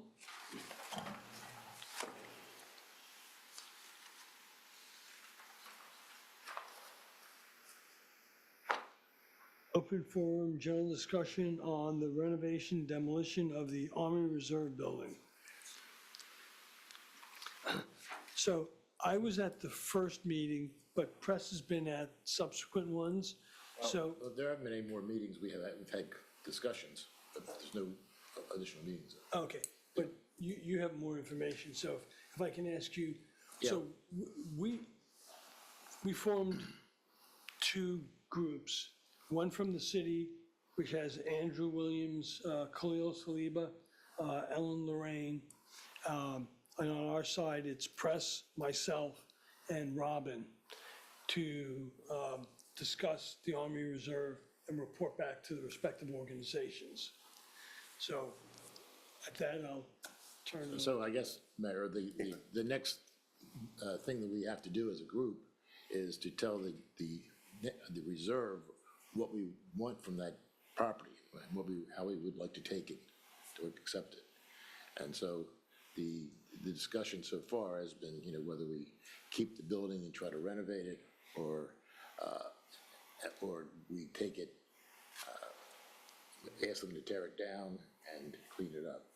So that's the decision before us tonight, is what we're going to ask the Army to do, to turn that property over to us. And the aspect of that was, because if they're gonna keep the building, if we agree to keep the building, they're only gonna remediate it. They're not going to remove all of the lead and asbestos. They're gonna encapsulate it and make it usable. Is that, I'm not clear on that. I didn't know that was in. Well, that's what the question was. There's no way that they're gonna go in and sandblast the ceilings and get all of the lead. If they keep it, yeah. Yeah, to keep it. Oh. Versus, as press had pushed, for them to demolish and turn the site over clean. So, what happened when I was gone was, it seems to be an agreement between the city and BPW to demolish the building, turn over a clean site to us that we could then use as we saw fit. Is that? Well, I think that's, why maybe the discussion is here, because I think there was more, of a consensus on the council that, that's probably the better thing to do. And there did seem to be, within the board, at least some split on, whether that is the best way to go forward. That's what we like to decide tonight. That way we can, I think this will lead into, is it Monday that we meet again as a joint, or? Friday, we meet Friday at 10. No, but the joint meeting is one. Oh, the joint, I'm sorry. Joint meeting, yeah. Yeah. Does it make a difference to the authorization for the transfer, whether we ask to have it demolished or not? I don't know that, but it's been. That's well said. I don't know. It's been intimated that it might expedite, but I don't think it guarantees that would happen, Richard. Just the casual conversation I had with the guy showing us around, he said that we could do it either way. That it might take longer for them to knock the building down and clean it up than if we took it over right away. But then we'd be inheriting all that liability of the hazardous waste and the tearing down of the building and so forth. My big concern is that we don't have all the documentation of the studies they've done about the site. We also have some conflicting information. There are some reports that talk about there were 2 underground storage tanks at the site, and during the tour, we were told, no, there aren't any underground storage tanks. So, I think that was clarified. was it? I think there's one above ground, one. And one below ground, right? That's what. But Okay. But and in preparation for this, I asked Mike to prepare some wording that kind of covers that, that option. Yeah, if I can, so I think the question that, for guidance is to understand the board's position relative to the building. So this is not, and I think it's an important point, this is not an action by the board to approve a conveyance. Correct. This is just a question of the board. When you get to that conveyance, is the intent and preference that it include the building or not include the building? And that's the guidance that's needed to kind of continue the discussions. And the conveyance without the building contingent upon a certification that the building and the building area, because there's 2 separate, as I understand it anyway, certifications. One is the building and what's under the building and in the building, and then the other one is the parking area where the trucks and everything else were done. And so this, and to that point, to the point that the press raised, and this was press's request, so I'm not presenting this as any influence on the board. So press asked me to draft a motion for this purpose. And if it be the will of the board, his motion is motion to confirm the board's position that the Army Reserve Building property should not be conveyed to the city and BPW until after the existing structures are demolished and the Army confirms that the subject property has been remediated as required under applicable laws and best practice standards. It's broad, but it has that caveat. So do we have any rough cost estimates on what it would take to renovate the building versus to build from scratch? I think the answer is no, because we don't even have a design specification for what the building would be. And there's been, LEED certification, number of offices, square footage. We have that preliminary study that GMB did, but we don't know. I mean, I think we all believe that that was everyone's pipe dream of what they wanted. So I just feel like it's premature. That building is a sturdy building. It does need some cleanup, but it's an historic building in Lewes, and I hate the thought of tearing it down and creating all that waste, even if we don't have to pay for the disposal of the waste. I think it's still a lot of good bricks that are going to wind up in a landfill or maybe get reused by someone somewhere, but it just seems against what we stand for, the historic preservation that is so important to Lewes and other manors. I think we've demonstrated that in our residential appreciation for historic structures. I mean, yeah, sure, BB has the facade of the Shaw building, but inside they've gutted that. And in the back are these monolithic structures that are more practical.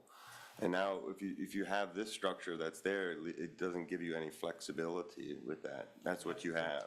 I would back Andrew up on this and that. And the other thing is that, I'm sorry, Tom, just the conundrum of getting it turned over to us. Hiring a design firm until we have a possession of the property also doesn't make much sense economically, particularly when they're more than likely going to come and say, yeah, our recommendation is to do. And didn't the Army say that they needed an answer sooner rather than later? To move forward, it doesn't mean that you can't, like, we've talked about this before as an option. Yeah, sure, you remediate and then the recommendation comes, yeah, now you destroy, now you demolish it, but then you've spent the cost of remediating, so. And what the biggest fear that I have is that there might be hazardous waste on that site. And once you get into that, there's no telling how much you would be spending to try to remediate that or remove it. And so I think it's a major challenge. That building is a block building. You can't move, you don't have studs you can tear down and move around. You have to take down block walls internally.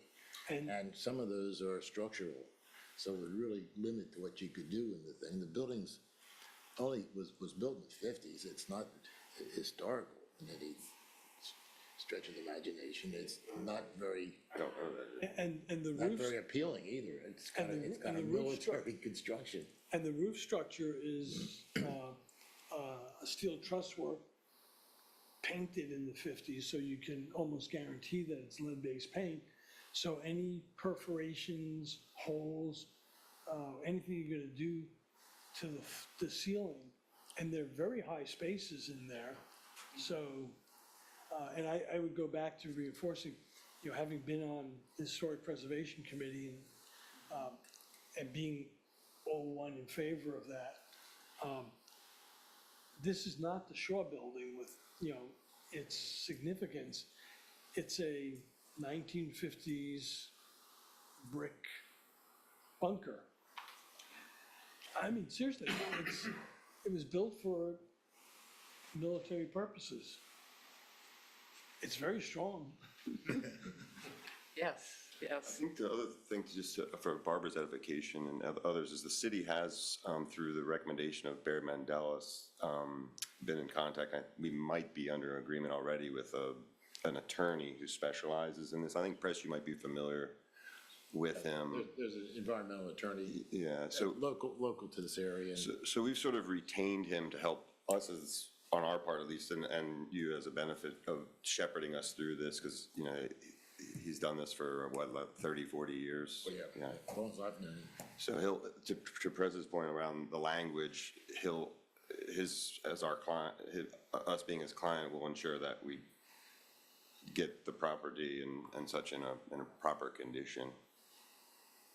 So the environmental studies that the Army would do afterwards, if we vote that we want it demolished, would they not also do those same studies if we were voting to retain? Because really, before property is conveyed, there should be a Phase 1 environmental site assessment that identifies whether there are any potential environmental concerns, and then a Phase 2 environmental study and investigation that looks at those potential areas and does intrusive drilling and collection of soil samples and water samples. That's right. what we're requesting to do in this. But I Okay. disagree that it's not the same studies. If you're gonna convey a building, you have to prove that there's no friable asbestos exposed and there's no lead surfaces exposed. It does not mean that the building does not have asbestos and lead in it. Right. If you are demolishing a building and cleaning the site has to be certified clean. Right, the site also has So- to be so- certified clean if you're selling the building. But not the building area. Right. They're not required to do borings through a building floor because it's all contained. Oh, I've had them done at places that the company I worked for bought. Were they chemical plants though? Yeah. Oh, that's different. Electronic manufacturing, yeah. But here the plume could be from coming underneath. Anyway. Yeah. I just think it's too soon. I think we need the Phase 1 and Phase 2 site assessment, not building assessment, site assessment. We already know there's lead contamination. The assessment they did on asbestos said they didn't see any. You know, I don't know how thorough that was, but As soon as you do that, you take liability for what you have there. But what we're asking is they provide it to us clean, so they're not transferring any liability to us. And we're in no rush. I mean, we still have to get through a design phase, a concept phase, a design phase. So, you know, if it takes them a year to demolish and clean the site, it's GAO. It's not us. I can see I'm in the minority here, so I'm not going to pursue it any longer. And I'd like to make a motion that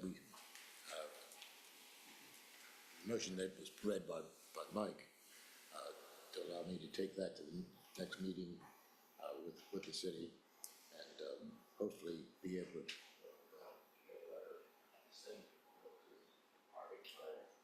the Army to tell them how we'd like to move.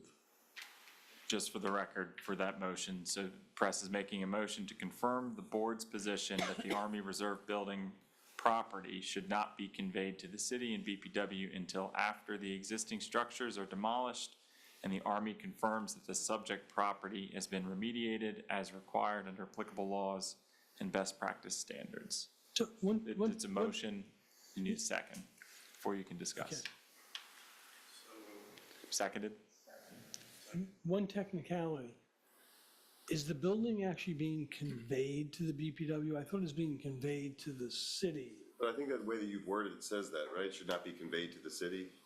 conveyed to the city and BPW, so Yeah, it's it's just just a going to the nit, city? I mean- Okay, well, that's, so as amended, conveyed to the city, press, are you okay with that amendment? Yes. And Richard? Okay. All those in favor? Aye. Aye. That further limits your liability there too. That's good. Yeah, I wasn't trying to get out of it, it's just opposed. You have to call the opposed and the abstained. Tom, you have to call the opposed Yeah, and ask the for abstained. opposed. Oh, You just have to say who's any oh, opposed. so it's 5 in favor, Yep. Press, Tom Panetta, One opposed. let's see, Richard and Bob.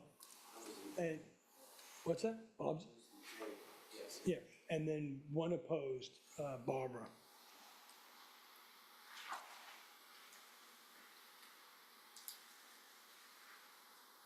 So carried 4-1.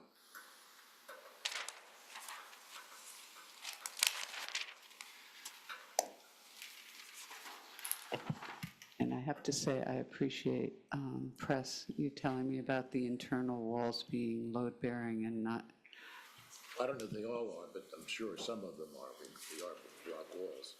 Clearly the one between the main area and the kitchen area, stuff like this.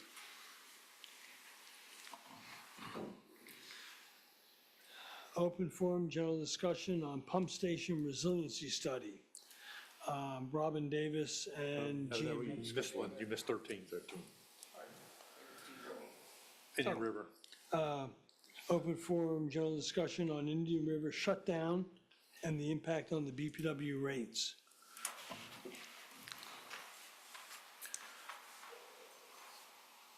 I know Press brought this up in an email. I guess everybody was aware because it was all on WWTP. KPZ about the Indian River Power Plant shutting down 22 months earlier than proposed, which is kind of a good thing, I guess. Evidently, the transmission lines that were needed were all completed, they're all ahead of schedule, and they can move forwards. I guess the question that Press had was about how that was going to affect the rates. Yeah, I remember when that was brought up initially, that we had to increase our rates by about 10%. And now I understand that maybe the rates are only going to go down by a couple percent. Kim did a kind of a quick, I think, analysis and basically said it's a decrease of 3.7%. So what the hell happened?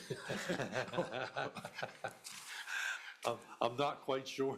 I don't know what the number was projected originally. I mean, I know, like you said, I know the numbers went up.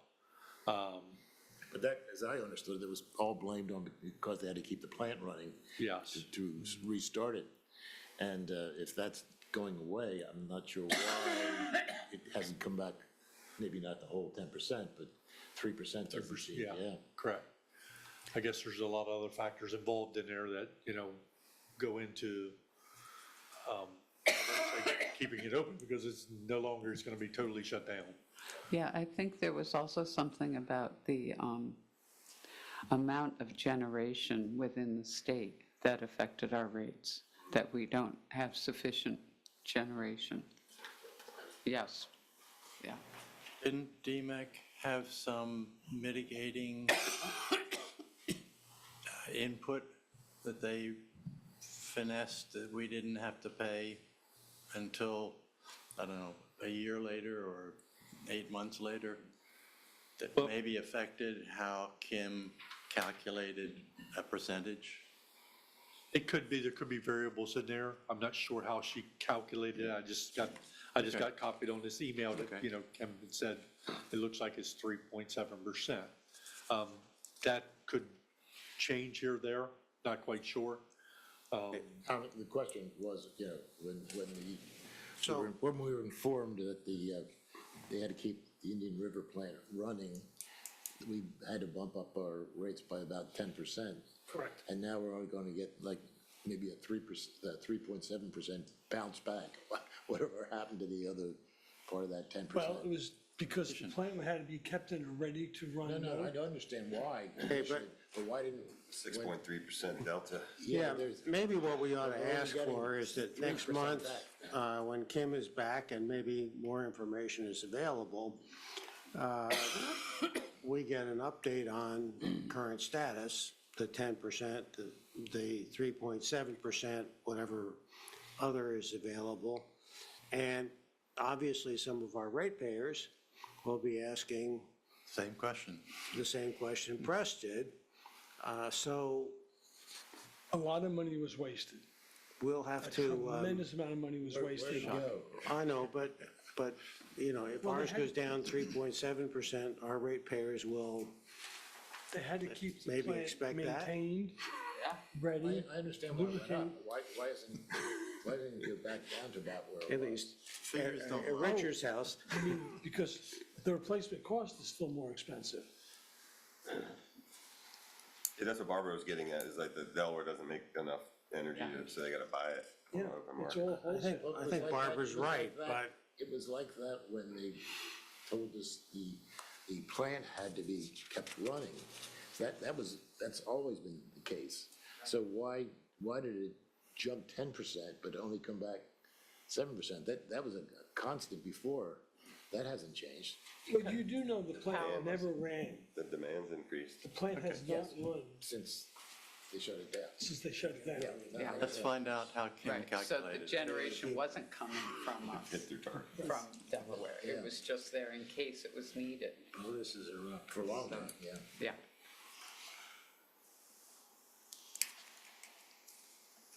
Okay.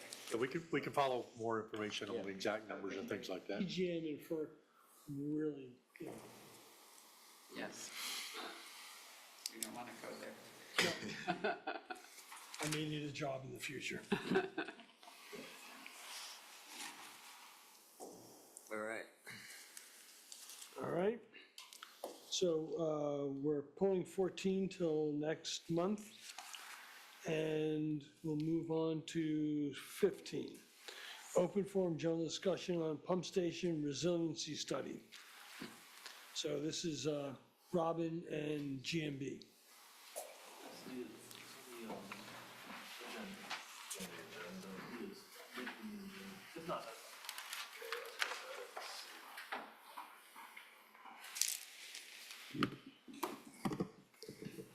I'd like Good Ben and afternoon. Vince jump into this, but what this is an extension of kind of the GHD study that was done in 2022, when they presented a report basically on the four critical pump stations, which are 3, 4, 5, and 8.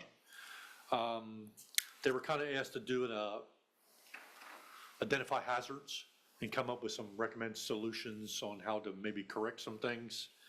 The BPW was granted a grant, planning grant in '24.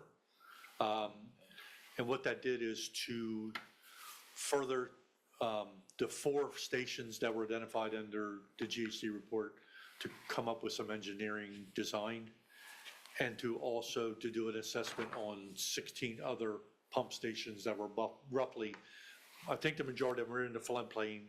There might be 1 or 2 that maybe is not. Correct. In doing that study, the mitigation team had come up with some recommendations that were approved by the board. Basically, the biggest one is to raise the raising of the critical infrastructure above the floodplain levels, which is additional 4.64 feet. Well, when that happened, there was some other considerations that needed to be addressed in doing that. So I met with GMB, we kind of discussed some things, and I thought it would be best to have them present before the board before they kind of moved forwards in any direction with what their design is, especially on the 4 stations. They have until in middle of October to present their study per the grant. So they're here to kind of give you a overview on what they've done so far and answer any questions. Yeah, thanks, Robin. So I don't know, I mean, I'll just start. I don't know how we kind of want to go through this. I figure we might go at a high level and you can just interrupt us when you need to ask certain questions on on anything. And I got one off the. Okay, there we go. When we talk about the 16 wastewater pumping stations in the FEMA floodplain, is that today's floodplain or is the projected 2050 floodplain? That- Because wouldn't we be working on that since that's the rise that we're designing to? So that is one of our kind of questions, but what's here is in the floodplain today, as illustrated today. Looking further longevity is the question of, do we need to look, at elevation 7 base flood today, you're designing critical elevations to be 11.64. Do we need to look at, all right, 11.64 throughout the city to say, is this pump station in that area or not? Well, by 2050, what I'm saying is by 2050, will we have missed a few because it was in today's floodplain rather than the projected floodplain? I think that's a potential, yes. I think, but what the grant is for what's in the floodplain today, or close to the floodplain today. I think we'll look into, I don't know how many others, or I thought we may have identified in the original committee, but I'd look back. Actually, I think the flood maps basically only talk in reference to like the AE zones, the VE zones that are current. There's a lot of X zones out there that doesn't give you a lot of information because they're not been mapped. So it's kind of hard to get those that are outside to say, what is the level that you're trying to get to? Because there's no reference. Yeah, I agree with Robin. I think what could be done is determining like the elevations of all those different stations, looking at it more in a bathtub type analysis that says, all right, at this level, are these stations affected or not, or are they high enough to? That's what I'm. Yeah. We might be missing a few that are going to be in trouble by 2050 if we don't do that. Agreed. Yeah, that's correct. But this study, I think, was specific to the 16 extra and the 4 critical. Correct. There's definitely more pump stations that are going to be vulnerable at 11.64. Yeah, correct. We know that. Correct. We should look into that too. For sure. And this is a sidebar, like there's the opportunity to submit for more FEMA grant funding to study those in the future. There's a current solicitation out now that we got to talk with Robin on kind of identifying that as a sidebar. I was really glad to see this happening because it's needed. I'm glad we're moving forward. Yeah. We had the money. So, Chris? Yes. Did we include the 500-year floodplain in the mitigation committee? Yeah, so that's what's missing is the 500-year. Again, because they're basically in an X zone is what they're just classified right. as. So they were identified on the spreadsheet that was done, Okay. but they were shown as in an X zone, which didn't have any specifics on an actual base flood number. Because most designs aren't to 500 years, so that might be show too much that we wouldn't have to really do. Yeah, there are certainly plenty of maps that show the 500. Oh, yeah. Yes. Yeah. Okay. Actually, I'm not sure if they are riparian maps, though. They're 500-year maps, not for coastal. If I can remember correctly, that because the coastal events are so drastic that, inland you can do it, but You're thinking storm surge, right? Yeah, as opposed to 500-year just flowing. right. Right.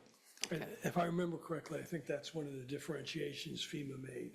Okay, thanks. I'm sorry, I didn't you're good. interrupt you. You're good. Wanted- So as Robin illustrated or talked about, we kind of, there's a twofold approach to this project. There's one of the resiliency study piece, and then there's the design of the 4.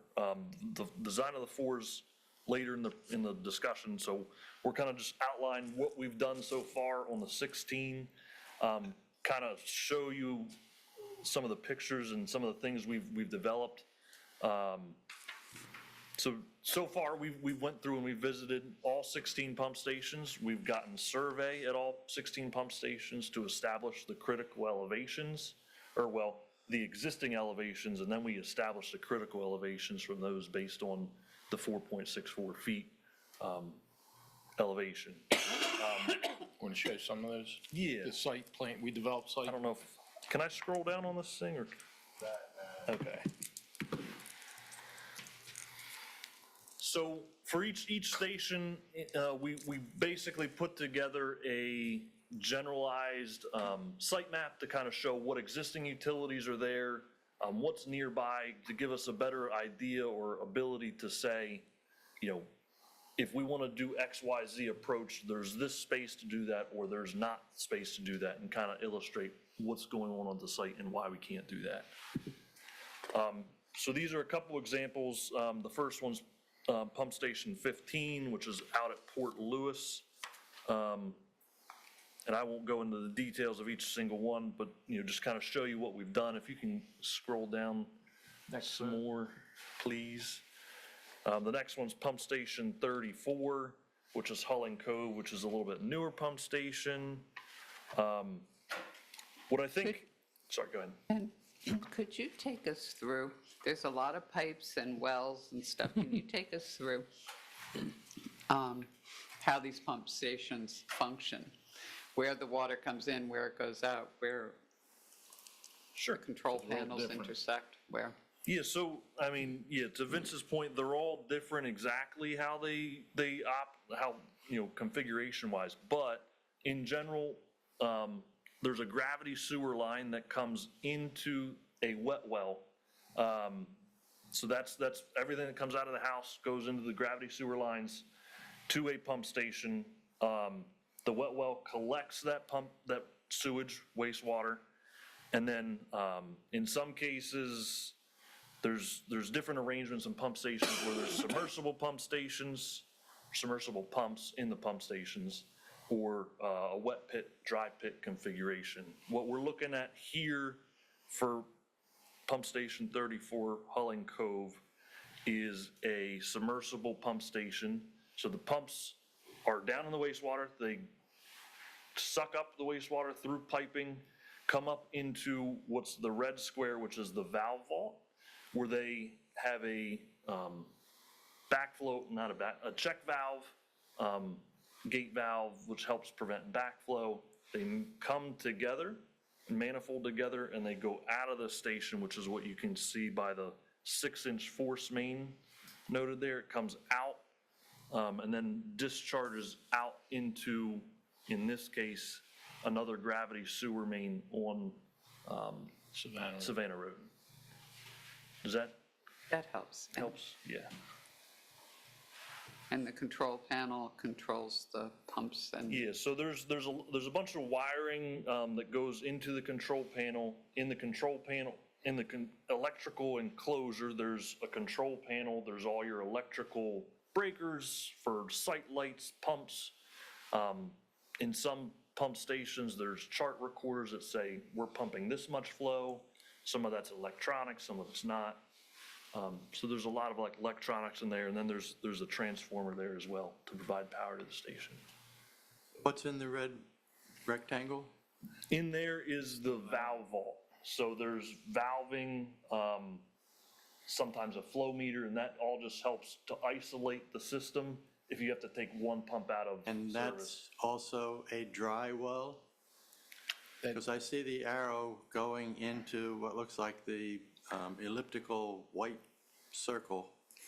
It goes, It's it clear. continues Well, it's further. probably not the best terminology for that. It's a vault, and it's dry inside, yes. Okay, Yeah. Dry wells typically where pumps are, okay, non-submersible. okay.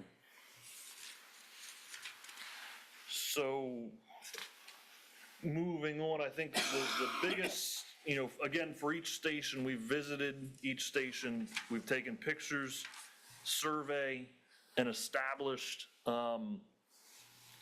what's, I think, the most telling in the picture of Pump Station 15 Port Lewis, elevational markups that say, here's the different elevations of the specific, the wet well is at 6.5 elevation. The base flood at this station is 8. So hitting your 4.64 critical elevation above that, the critical elevation there is 12.64. The red line there. Which is the red line at the top of the roof of the enclosure. So if you're looking at vulnerable equipment, would be that electrical panel. Obviously, it can't be submerged. So to protect that, you need to raise that panel above that red line. The bottom of that panel would need to be raised above that red line. Or as you point out later on, in a waterproof vault. We're looking into that. Yeah. None of them are perfect solutions. No. They all have their pluses and minuses. But you'd have to use a helicopter to service the electrical panel. Yeah. Well, we've looked at some stuff with other areas. They have, they put them up on, either concrete decks with stairways to them or steel decks with stairways, so. I noticed you put in there, like, you talk about concrete or steel, but the pump station 15, that's a wooden structure, and it might be more acceptable to people to have wood. Oh, Yeah, the aesthetics is gonna be a big issue. yes, right. I agree, that's gonna be a big problem and something to also discuss when we get to the design side of things, but the idea is it's still gotta be accessible to maintenance and operations. Yes. So, I think wood is an option. It creates something that's maybe a little bit more of a maintenance item. Wood only has such a longevity before you gotta do something to it again, but. But when this was done, not this particular picture, but how to set the elevation, the assumption was sort of, well, we've got to protect this for 50 years, and there's likelihood that a storm will come through about the top yellow line there. I mean, Flooding, yeah. not on the day where you took this picture, but,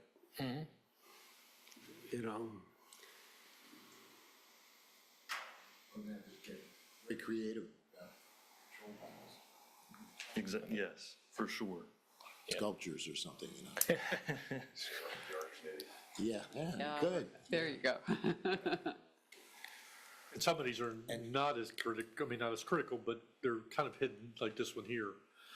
And you get down a little farther when you'll see Pump Station 5, Correct. which is at the corner of California and Cedar. You have to kind of look at different control panels too. I mean, most of these are vertical with all the switches and. Yeah, and then there's like the breakers. one that's just Yeah. coming up now, which is. This is the Hoornkill Cove, the one we looked at the But I'm site plan. thinking of a control panel that's more linear, horizontal, rather than, because most of them are vertical. Right. So that's the type of thing we'd have to look at. Yeah, I mean, there's certain limitations to, you gotta have the height of a control box is set as only so small you can get. But I understand what you're saying. Got a drinking fountain on the left?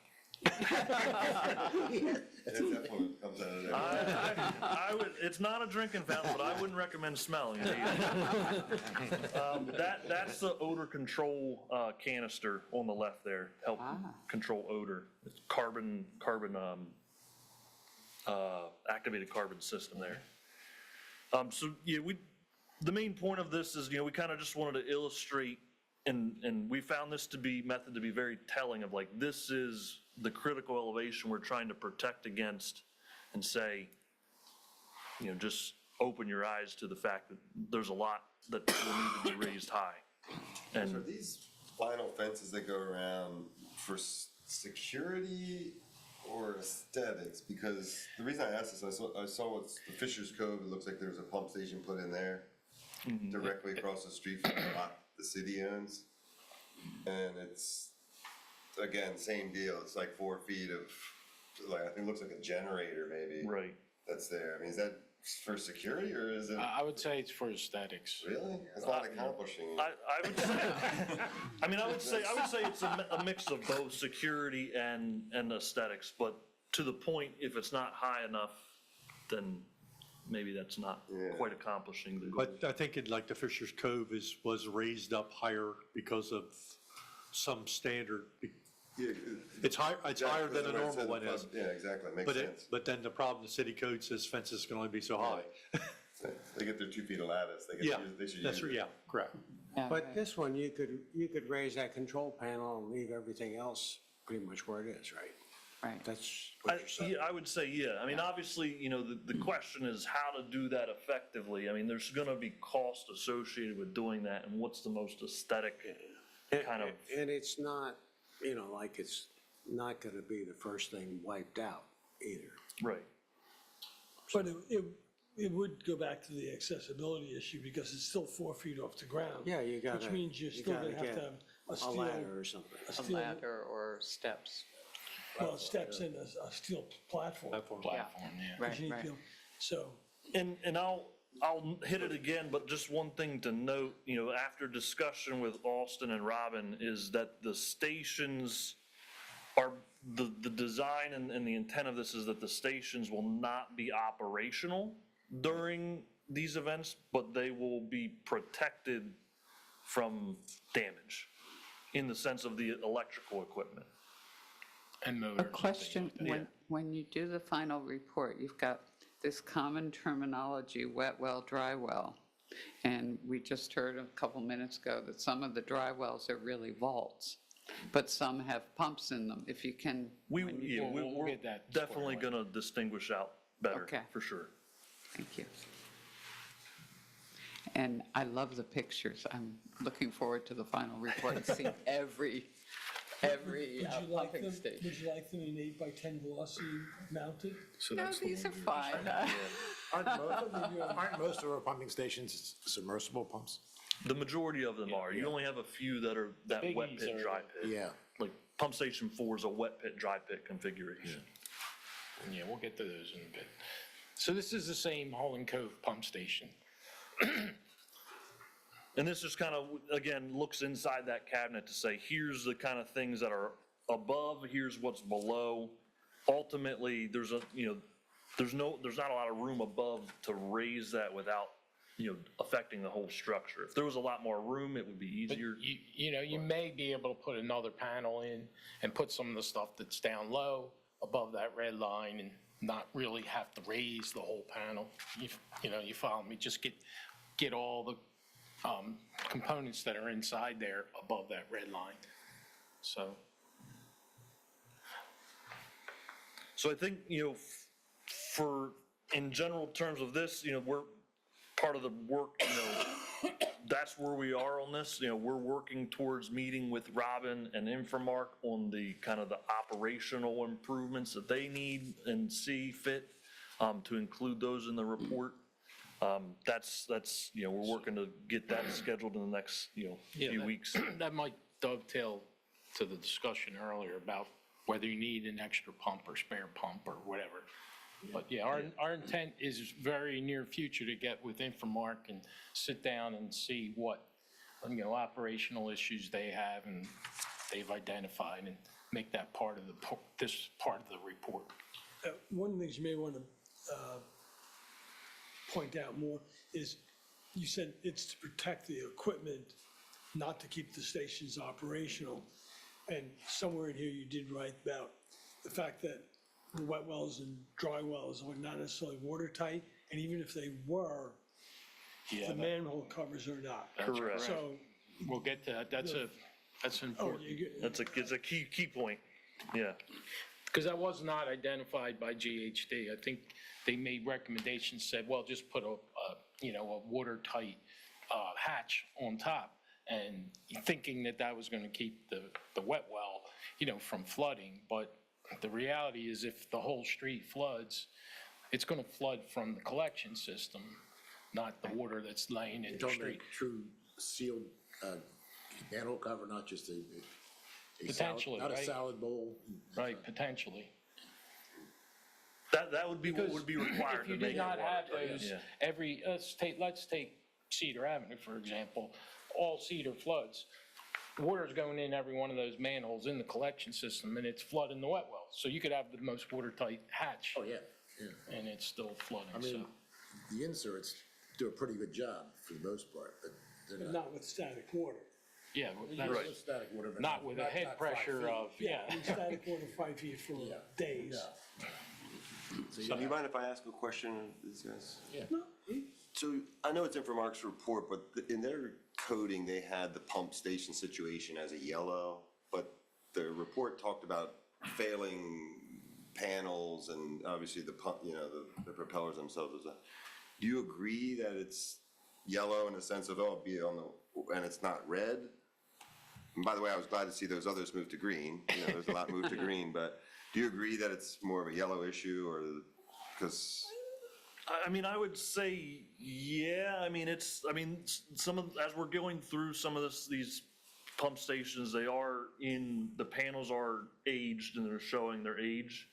I know there's a few specifically that Jeff, or, Inframark, deals with on a regular basis. I guess what I'm getting at is, are these guys gonna be a situation where they're getting new panels because you're at a red situation, then you're gonna be retrofitting those panels? That's a reality. And I think in Jeff's report, basically, it's, if you look at, we've got how many pump stations total? So, again, when you get a yellow, you might have some reds and you may have a lot of greens. Right. So I think overall, I think that's more of a But there were holistic. 18 pump stations that they Yeah. identified that had issues with the panels. Correct. And that's what I think this starts the process of, And- hopefully. Agreed. I think, coming out of this, the idea, like, some of these panels, it wouldn't make sense, like, hey, let's raise just this raise them, 40-year-old panel. If we're gonna do this, let's replace it at the same time and make it, Okay. try and make it, consistent and similar. Many of the pump stations don't have SCADA, so there's no communication to them. So That it's, answers that question, because I was gonna ask whether there was some sort of Internet of Things or something that was. so it's an integrated package of, is it flooded, vulnerable? Is it older than I am? Is it? They did have electricity back then. Coal-fired. Does it meet come on, guys, give me a little break. Does it meet modern design standards of communications, security, so on, cyber? And a lot of that will be identified in here. It won't be designed in the resiliency study portion, but the idea would be that moves into the next step of design, to do that in whether it's all at once or a stepped approach, however we kind of decide together what that looks like. Yeah, ultimately, in the resiliency part, we're gonna give recommendations, just like they did, GHD did with the 4 that we're now in the design phase. We'll give recommendations and conceptual level cost estimates. Maybe I'm getting ahead of it, but do you think we should even think about 8 and 4?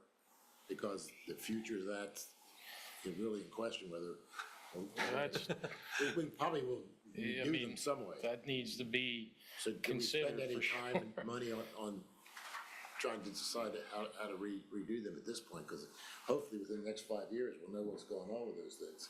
And that was some of the conversations that myself and Vince and Ben had about how the grant the money was supposed to be applied to engineering design for the 4 stations, critical stations.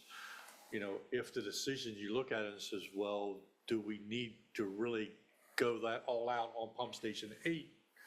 Can you shift? How's the funding? FEMA's gonna look and say, no, you were supposed to design pump station 8 to do something. Right. Well, with the relocation of pump station 8. Correct, yeah. Could the money be used for that? Yeah, that was just some of the questions that were kicked Because around. I think the concept that we've been battering around is Pump Station 4 still goes to Pump Station 8. Pump Station 8 gets moved to higher ground, and then Pump Station 8 is the pump forward to the county. I'm not sure I think the other way around. Yeah, I thought it was the other way around.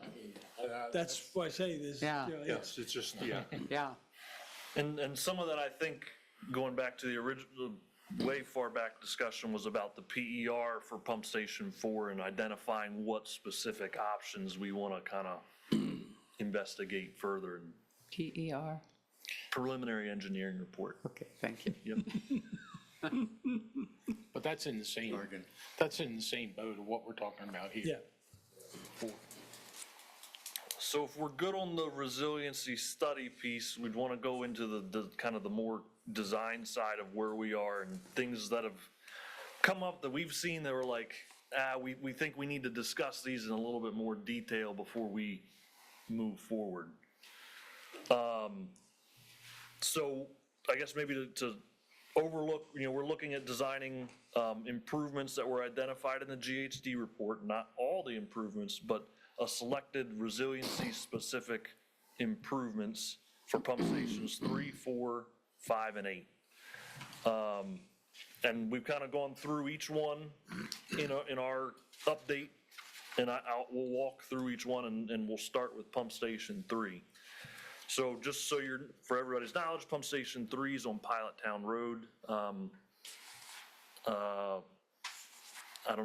the Pilottown Marina. It's kind of it's not a split level, but kind of a half submerged, I don't even know what the right word is, half submerged station, half subgrade, half above grade station. It's like a spring house. Yeah. That's what I was thinking. There you go. And It's a so, walking basement. Dry pit. it's a wet pit, dry pit where the wet well's out in Pilottown Road, and then there's piping that takes it to the pumps inside this building that's outlined in red, and then goes by force main down Pilottown Road and ultimately gets to lift station 4. So we wanted to list kind of the scope of work items that we were tasked with. So at the moment, we're looking at a backup generator. I don't know that 100 kW is the exact right size, but a backup generator or bypass pump for operational redundancy. There's no generator there now. Correct. There's no emergency generation. The next item is installing a flood door and frame for flood mitigation. So on the right side of the screen, okay, in that picture, there's steps that go down. At the bottom of that is a door that's not watertight. And as you can see in we've done a similar elevation kind of markup that shows, the red line being the critical elevation line as above the roof line or in the roof line of this building. So as you can imagine, water goes down into the steps. It would penetrate into the building if it wasn't watertight. So as we were looking at that, that was GHG's recommendation. GHD's recommendations basically put a flood-proof door where the existing doorway is now. And, no improvements or any protective type of, design for the equipment inside, thinking, well, if you make that building watertight, everything's protected. Well, in concept, yeah, but the big thing I think they overlooked is this is a masonry building which will not hold the hydrostatic forces if the water goes to, that red line. In their defense, they didn't have those elevations and things like that, so they didn't really know the levels that the water was going to rise to. But if you truly want to protect to that elevation, what is it there? I think it's 1264. That building won't hold up to the hydrostatic forces, so. yeah. Well, as much as hydrostatic forces, what's the ground elevation, groundwater table there at this point? Yeah, it's pretty high. I mean, that's right by the canal, so. Yeah, so even seepage into the building. So what you don't see there, Regardless. seepage would be a problem, but Not very far below grade, it's solid concrete, so the brickwork isn't all the way down to the bottom floor there. At the seam between the floor and the, That seam wouldn't hold, I mean, There's a lot of problems with this arrangement. And Is the existing wet well in the middle of the road big enough for submersible pumps? Wouldn't that be, that's the first thing that came, put the submersible pumps, use this as the valve, or, redo it. And then, you have to put a control panel up in the air still, but maybe you could hide that some way, but. to yeah, me, I don't trying know to the make answer to that question Trying here to and make now, this but thing fit, looks like a lot of work and a lot of money. I thought, because was other discussions on this, and I thought the problem was that the wet well wasn't deep enough to put a submersible in. that, I Maybe, can't comment on that at the yeah, moment. We'd have to look at that in more detail, but. Are the pumps that are in here able to withstand water? no. So You it's can not see just that- the I don't know if electrical you can panel see at risk, it's the pumps as well. It's hard to see here, but The there's, the motors that motors are drive what, the pumps would be Yeah. submerged, Okay, hard to see. okay, and a lot of, obviously, the electrical equipment is below that red line as well. right. So there's, I mean, we've brought our structural engineer in just to kind of spitball some ideas. There's things that could be done to, Buttress the walls, reinforce the Yeah. walls. There's things, but they're not inexpensive. and the extension of that is, these were not considered in the GHD recommendations and kind of more, they're more than what was expected. So that's why we kind of wanted to bring that to you and say, hey, is there a, is the submersible option the right option, or is there will to keep the station as is and kind of protect it in some form or fashion? We had people look at it, we had our architect look at it, and we had our structural guy look at it, and the first thing they said is, well, you might as well build a new station. If you put submersibles in this, maybe that's the issue. You could pour that down further. Yeah, you'd get a smaller footprint, I think. Potentially. You'd get a smaller, taller footprint.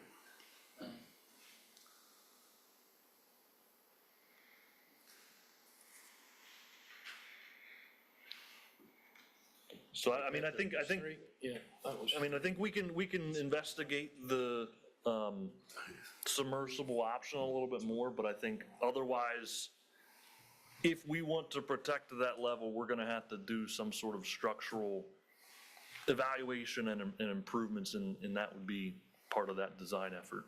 Why couldn't you just put a manhole where the wet well is, direct it over to where the building is now, and put the wet well there with submersible pumps? I think there was some sort of initial, It's a big station, it has a lot of flows. Yeah. It's just upstream of 4 and 6. It's a big sewer shed that comes there. but you- So we'd have to look at the size of the wet well pumps because itself. there was even talk, I It's- think, when they were doing Pilottown Road upgrades, that said, is that an option to move that wet well out of the road? Right, because the problem is. And I don't know how far it went, but Every time you have to go into the wet well. Yeah. yeah, you're there in is the a road. road. Yes, correct. It's a big wet well. Yeah. It's big. So why couldn't you, were you thinking the piping would be a problem, getting it over there? Just put a manhole, direct it to that location, and No, But I think in concept it works, Yeah. it's just the details, gets it know? out of the road. And again, still It's easy to do it sitting here. I mean, I Press like says the do idea, it. you could keep this station operable while you install the wet well. Yeah. I mean, Yeah. you'd have to get some right of way or easement or whatever ideally, right? But it's an option, definitely. We'd still have to have the electrical equipment above, which, Right, is problematic. Yeah, it's not as terrible on this one as maybe some of the others, because it's the way, you know. Well, from a visibility perspective on Pilottown Road, everything's got its pros and cons. Yeah. Yeah, because I think the city has some sort of ordinance talks about clear sight to the canal. Yeah, they do. Might have to get that waived or something. Plexiglass panels. So, but Press, to your point about the wet well, that's essentially building a new pump station, which, wasn't really a recommendation from GHD. Anything can be done. Yep. For sure. I think this is gonna be a tough one. These are all tough ones. Oh, I They're all tough. And no matter what option we use with the treatment, that needs to be there. Correct. Oh, yeah, yeah. know, yeah. Dump it in the canal. Let it float down. Dump it out. So maybe one that's maybe not so tough is Pump Station 4. All the recommendations from GHD, I guess maybe specifically that we're handling now is replacing damaged windows and roof and installing a security alarm. I know there's a lot more to do with Pump Station 4 down the road, but. Relates to the PER. But in a sense of this scope of work, it's easy to do that kind of design. If you look, you can see on the next page down, the critical elevations. Obviously, Pump Station 4 is very high. The base flood elevation here is 6, so your critical elevation is 10.64. Which is basically right at the wet wells. All your equipment inside is above that level electrically. Your pumps, which is a wet pit, dry pits situation, your pumps are down on the second level. So there may be some concerns about seepage, but I don't know that there's a whole lot of that prevalent now in being seen in the station. If you take any of the red lines, which we're saying is everything has to be moved up or whatever, is the implication that you're moving all that up to that area because water from what we see now walking around will be full up to that line No, horizontally, or is it a storm event that maybe, I think you're missing, there's two red lines. One of them is at the roof. Right, That's not, the critical red line is the one at the foot of the wall and the base. That's the flood elevation. right. So during a flood event, that's, the bottom line is where it's gonna. And that's where the water is? Yeah. Yeah. The It's just top, gonna be the a top of puddle. the water, okay. And where's the top of the water? What's the event that puts the top of the water up here? Nothing, that just says roof elevation 23. Yeah, it's maybe a It's a little color. hard to, yeah, it was I don't know, a purple magenta type line. It's maybe showing a little bit red. Yeah. That's just illustrating the roof elevation. But on each of these, there's a critical elevation Right, number. Yes, that's the flood correct. elevation. That's what we're protecting too. Yeah, you're probably right, that's probably purple. Yeah. Yeah, and there it shows a little better purple than it would be on the picture. Yeah. That critical elevation is, for how long is the water at that level? Floodwaters. In the entire, whatever flood zone that is. So it's going to be a level surface. Level surface for 2 Couple of days. Oh, Yeah, how he's long? saying it's Oh, how already long will it damaged, it's just sustain? achieves Yeah, that level. yeah. Depends on the type of storm or event that creates that. I'm guessing that's going to be some sort of hurricane, big, gigantic tidal surge. 64 storms, 2 Type. days. Yeah. It's not And the other, flooding that's. It's not now like that's you the- get a the big level and everybody's below rainfall water. and it floods that station out and 3-4 hours later it stops raining and goes down. No, it's going to be some significant And type it's of coastal spreading out. storm. the other thing about it is that it depends upon topology, because it could be protected by 15-foot high, mounds around it. Right. The rain or the flood event comes, and then the water is trapped there. It can't get back out. That's what happens, down south. A lot of the flooding that we saw down in Florida is it floods, but then it has nowhere to retreat to. But in a flood, it typically is good. It goes down in a couple of days or a week or Yeah. so on. It seeps back into the ground and, the ocean kind of goes back to where it, Yeah, but days, not but it stays, directly after the event. having been in a couple, 3 to 5 days is a long time. Not poop.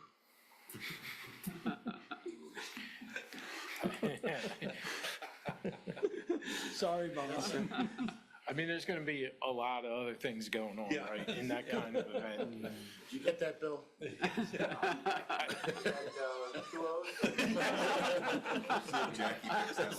Yeah, let's, or apologize to the minutes. Very technical term. I've already apologized. I said I've been up since Monday morning, so. All right. Is Moving there on. good work in terms of information? What are you gonna do?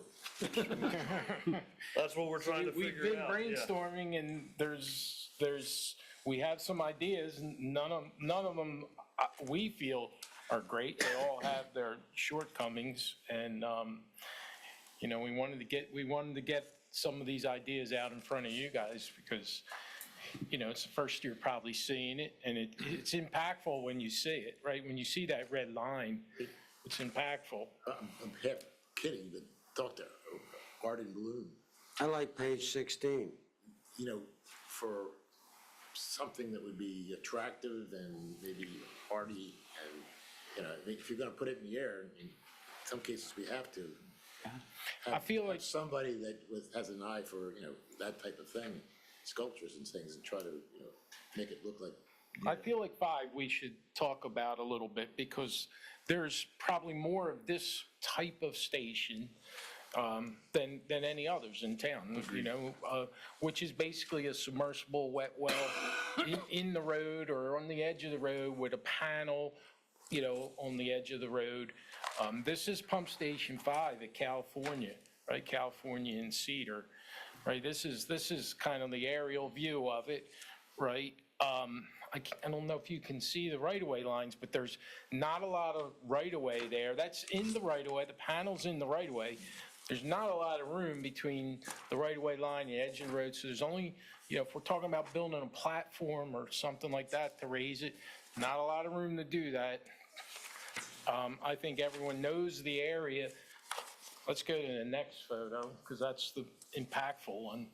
That's the wet, yeah, that's the wet well. I mean, we talked about making it watertight. That's really not going to help unless you make the whole collection system watertight.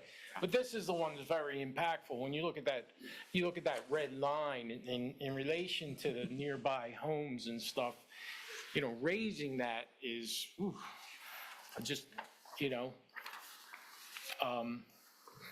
aesthetically is just not going to be very appealing. I don't know how What you. about co-locating them on electric utility poles? So,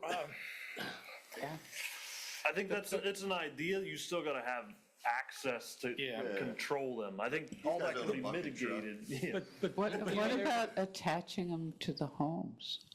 Oh, yeah. But you want one.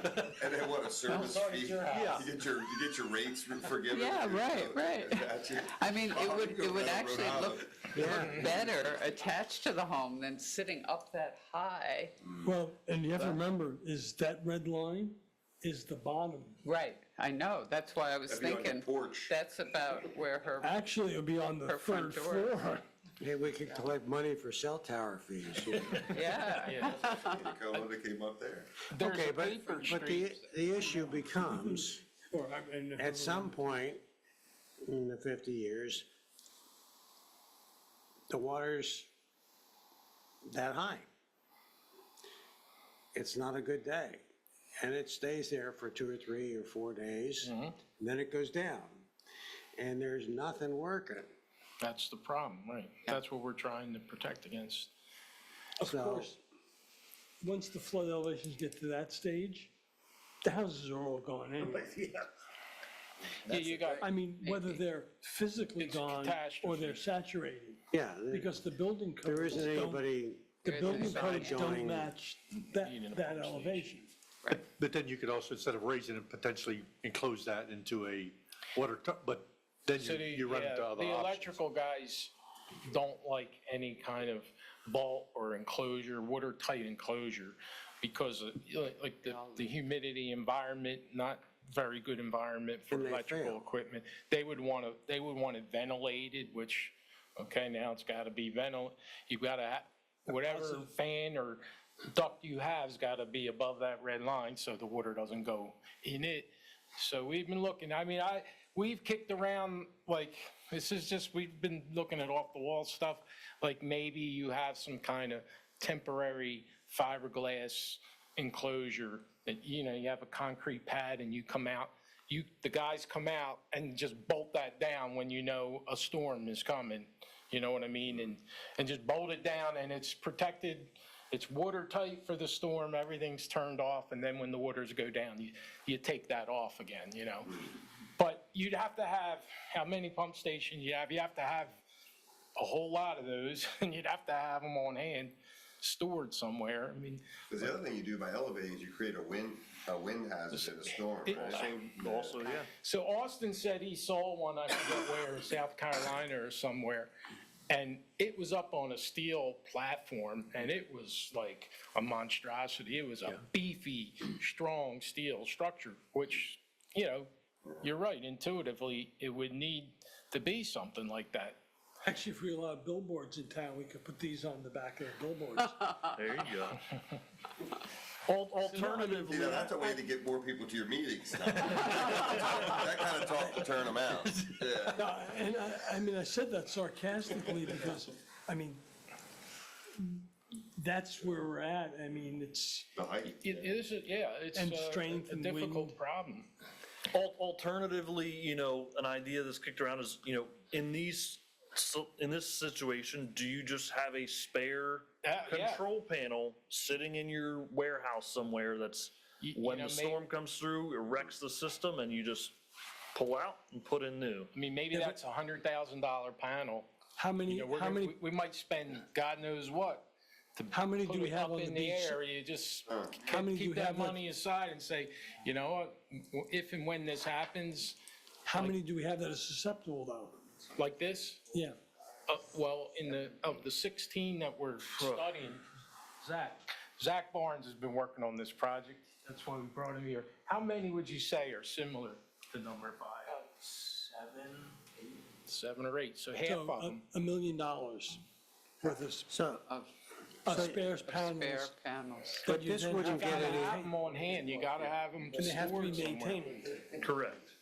this problem as constituted wouldn't get any better if you said, subtract a foot from that, or subtract 2 feet from that, Yeah, right. or right. 3 feet. from Not at this one, but there's probably some out there that, you know, Well, It would help. that, You yeah. haven't shown us, you know, 8 foot, 8, you know.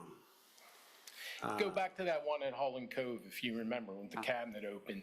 If you lowered that a foot or two, you know, there might only be 1 or 2 components in that panel that are now. Yeah, and I below would line. probably prioritize that Yeah. later because, one, it's higher and farther from the ocean than many of the others. But Right. this problem at the corner of whatever it is wouldn't be much affected by whether the No, new it would not. construction is No. at this elevation Also, I or. think the aesthetics need to be put aside. I mean, I think Bob and I have homes on the same street where they put in those 5G towers, and they just put them where they put them, and they're hideous, but And you just- there they are, you know? Yeah. Right? And you can't get in And there that's anyway. really, so Andrew, that's why we wanted to kind of bring people up to speed, because we can move forward with that, and we can present to you guys some concepts and ideas of what we're doing in terms of raising it, you know? But we didn't want to get down that road, and then, you know, the board says, ooh, that's just not going to go over, you know? You might have been in on it. Remember we did those whole design things for these 5G towers, remember when they was coming? And they look hideous, so I wouldn't waste your time on, you know, just do the most practical thing, you know? So what about a vertical structure? Let's start out with 3 feet in diameter, going up 20 feet, like a telephone pole, like a strong vertical that's not taking a box, it's on legs. So it looks more like a big street light or something else, and your equipment is up there and accessible, and you got a truck with a boom on it to service it, and you don't have extra $1 million equipment sitting around. It's up, So out, and the it just operational guys are going to want to have visually, Yeah. visually more acceptable than just kind of imagining the same volume that really is clunky. Yeah, but So like those monoliths that have been appearing in the desert? Just look at the inside of the control panel. Yeah. Look at the You use miniaturization. I mean, I don't, you know, when were these panels put in, and is there a possibility of? some of the stuff is breakers. There's a guy in town that's his business, control panels. And I put a call into him this morning, but he hasn't got back. I was going to talk to him about that kind of thing. What kind of things can we do? But, I mean, the breaker controls, Technology should be- that stuff can't be miniaturized. I think Richard's point is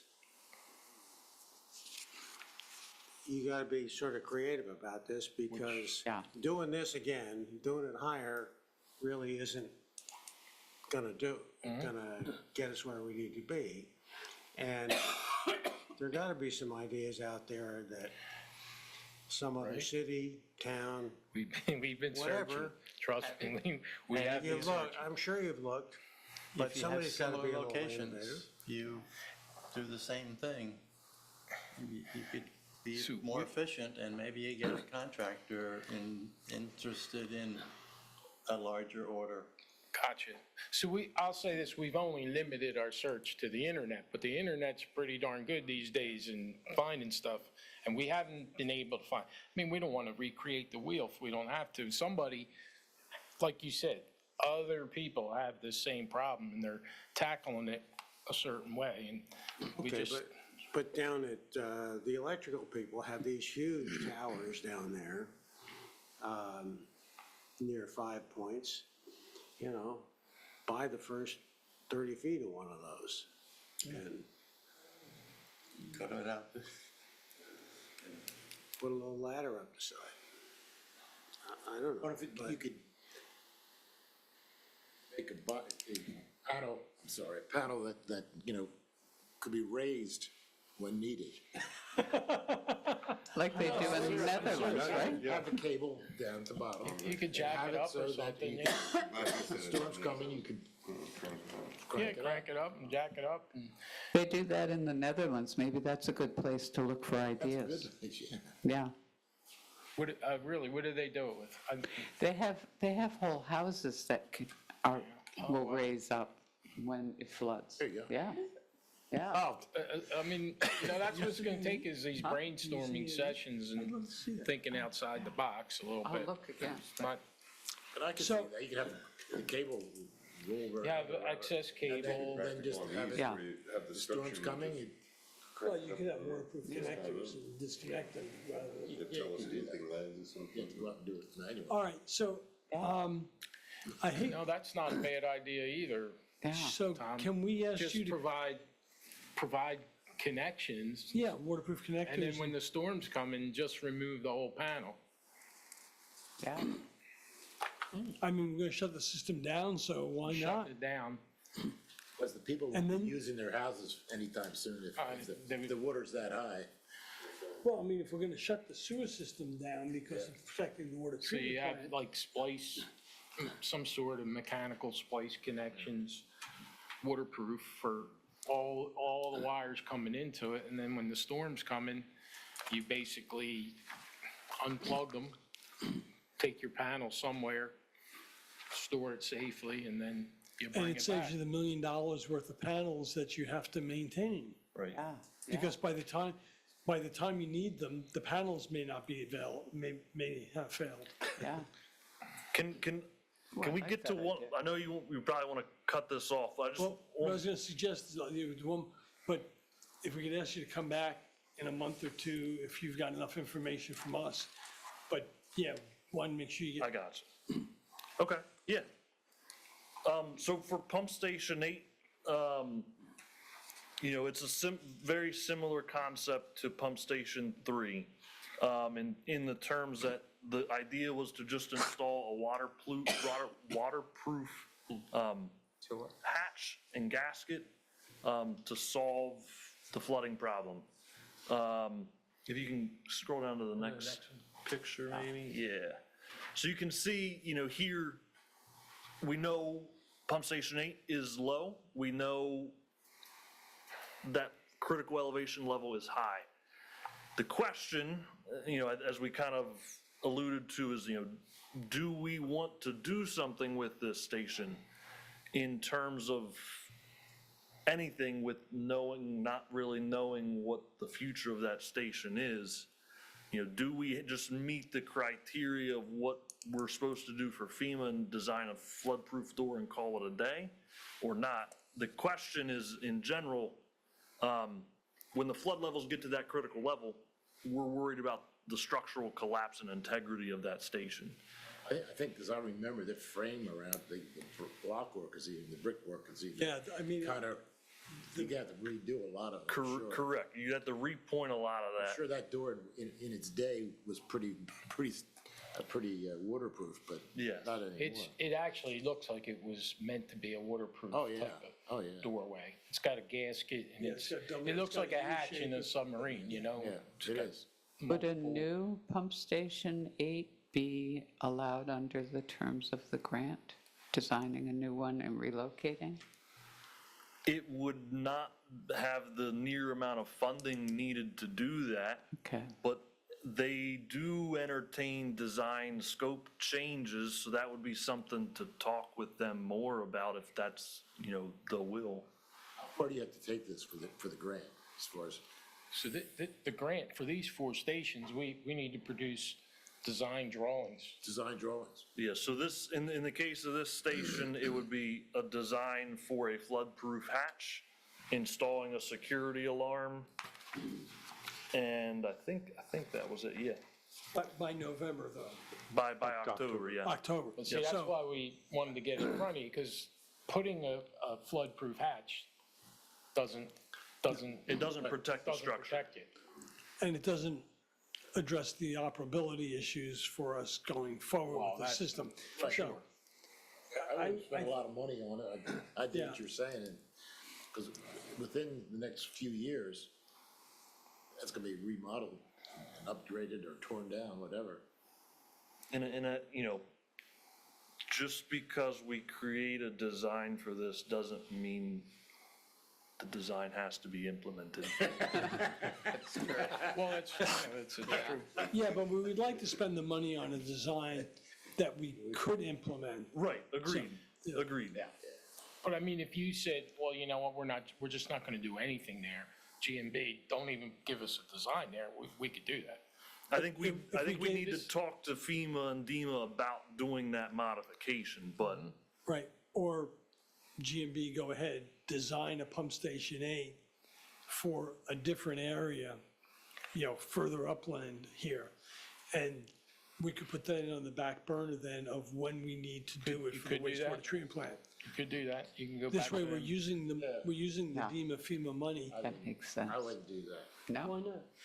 because You it don't know will how. never fit or be exactly what you want it to be. Yeah, you don't know how things are gonna shake out. It's, then you got to jury rig it to work. I wouldn't spend the money there. You don't think we're gonna be far enough along? I'll be surprised. And to moving something, you know, I would seal up that door as best you can and call it a day and see what happens going forward, because I think I'm serious, within 5 years, hopefully, we'll know what we're doing. So that's the kind of direction we were hoping to get, what you just said, Press. 'Cause like, Don't take me, I'm just one person, so. so like, you know, our structural guys, right, we talked to them about, you know, the fact that with the hydrostatic pressures and stuff, he says, well, they have this new thing, you can put this carbon fiber material on the inside, right? Because, you know, masonry is not strong in tension, and the concern is you know, the joints and the strength and the shear in the joints. And he said, but if they really want me to certify it, that's going to be tough. So he's saying, you could put this carbon fiber on there and it might hold up, you know, it might hold up, but on the inside, I never heard. They told those guys that went down that submarine. So I thought the issue was that the walls would bulge, and that's not the issue. He's saying the issue would be at the bottom, because that's where the forces agree, and that interface between the brick and the concrete, it would actually shear at the bottom. The bricks would shear because the grout joints are not strong. So I'm just saying, I hear what Press just said, like, we could do something like that, like, what, we can make that hatch waterproof, and we could put some of this carbon fiber reinforcement. It might even hold in that, but for somebody like him to come and certify and say, yeah, absolutely, it's gonna hold that 11 point, or whatever it is, 12.64. If you look at all the electrical panels, I mean, how do you get anything on the surface? It's hard to do. I think I'm all done. You gotta take all the panels. Yeah, nothing's. Gotta be no very careful. perfect solution. You parge the wall. You parge the wall. I mean, we've been, And just go over on top of the parging. Yeah. On the outside. you can build a whole wall around the whole 3D thing. glue over top of the Yeah. whole thing. I mean, you know, we've been brainstorming those things, and we haven't. Full of concrete. You can pour concrete walls literally on the outside of that wall. Yeah. The existing wall, but you know, when you start putting stuff Run like that through that, each part first. then that's when the guys are like, well, you might as well just build a new pump station. Yeah, that'd be great. I think that's what's gonna happen eventually. All right, so then, what I would suggest is we ask them to come back in, it's 2 months a reasonable time? What are we coming back with before I agree? I think they want. There you go, Ben. You're hatting your hand. Yes. Well, let me start it this way first. What more information would you like from us at this point? I think, you correct me if I'm wrong, I think the direction on the pump station 8 is good. I think the direction on pump station 5 has given us some ideas. We still need to, So what is the direction? What is the direction on 8? Let's take them one at a time. Which is well, I guess timeout what I'm on 8. hearing from Don't press. do anything with 8 other than make the Again, I- door watertight. Yeah, that's gotta be your guys' decision, but what I'm hearing from press is we don't really do a whole lot except waterproofing the door. I'd like to see 8 be put on the back burner until we get a little further with Sussex They have this County. deadline that they. Yeah, I know, they've got a deadline October, but if we could have more clarity from Sussex by, say, June, Ben, That's could- where I was going. yeah. Could you and Vince focus more on the other ones? Well, no, Kind of I keep 8 I think that's fine. at the latter part of, Right. but you're able to move forwards with the Yeah. other ones with more clarity on those. Yeah. I think we could do that, yeah. And just kind of 8, don't put a lot of Yeah. effort in, but again, I know that's putting you closer to the October Right. cutoff, but at least the other ones can be But we're talking about June for the 8, and that's fine, because I can still give you time to redo the door Yeah, right. if you needed to by If November. we've got nothing else. First of all, Chris is our design expert in this. Second, and so anything that goes wrong is all Chris. It's always been If it that goes way. right. But, no, I'm serious, Chris has got more knowledge on this than any of us do. And if you're comfortable with waiting till June, I'm completely comfortable with that. That's what I'm saying, they could design that door that I'm talking about, that they talking about, In short order. by November. I mean, And if you got clarity from the county and whatever, and you knew where you were going, and you really wanted to use this money in this grant to put it towards designing the correct station, I'm sure, like Ben mentioned, you could go back to FEMA and say, hey, we got this change, here's, we feel we need a new station for the following reasons. Mainly the GHD recommendation isn't valid. 5 years. They probably give you an extension and maybe more money to design. I can't guarantee that You can't. by any means, but it's an option. All right, so So 8, we're gonna put on the back burner till June. Could I ask you one question about page 18? It's the picture of the panels. Sure. Are all those panels really doing something? I'm not an electrical guy, but And all the little conduit and whatever is going down into the floor, I mean, is that really, they're all active and doing something? I would say probably the majority of them are active. I can't say for certain that this one is and that one isn't. But the majority of It just looks them like a are. lot for one small little building. That's a refrigerator, there's a grill there. Richard's asking I could a tell good you, question. it is a good Which question. is, does every motor starter need to be this So big? this, And does, they've invented a lot of more compact this is what I stuff. could tell you about that. We had Keystone, who's our electrical sub-consultant, look at Station 4 for the PER, and he gave us a proposal for the work. And I'm not an electrical guy, but when he looked at that, he was like, yeah, a lot of this could be cleaned up, whatever cleaned up means. Cleaned up means, yeah, it probably could, reduce Be 2 boxes on that wall. the footprint of some of that. But Well, I'm sure there could, okay, and I think that's a big part of the cost reduction, because you don't have to hook it up at quite as many places and so on. And I also think Richard's onto something where you get a smaller footprint, it's vertical, we put water tanks all over, water towers all over the place, so maybe we need a version of a 20-foot high, 24-foot high water tower control. with a door, with those compact controls near the top. And I think trying to rebuild each one of these, and just raise them up. I mean, the one over by Hulling Cove, okay, raise that up and be done with it, maybe. But you need a new concept, and I'd like to see an aesthetic rendering of these, because I don't think that's going to be acceptable to the public. I would like to see a little further review into quick watertight disconnects, where we could just take the panels and move them to safety. So we're moving on to 5 right now. It's because we covered 8. 8 we're going to put on the back burner.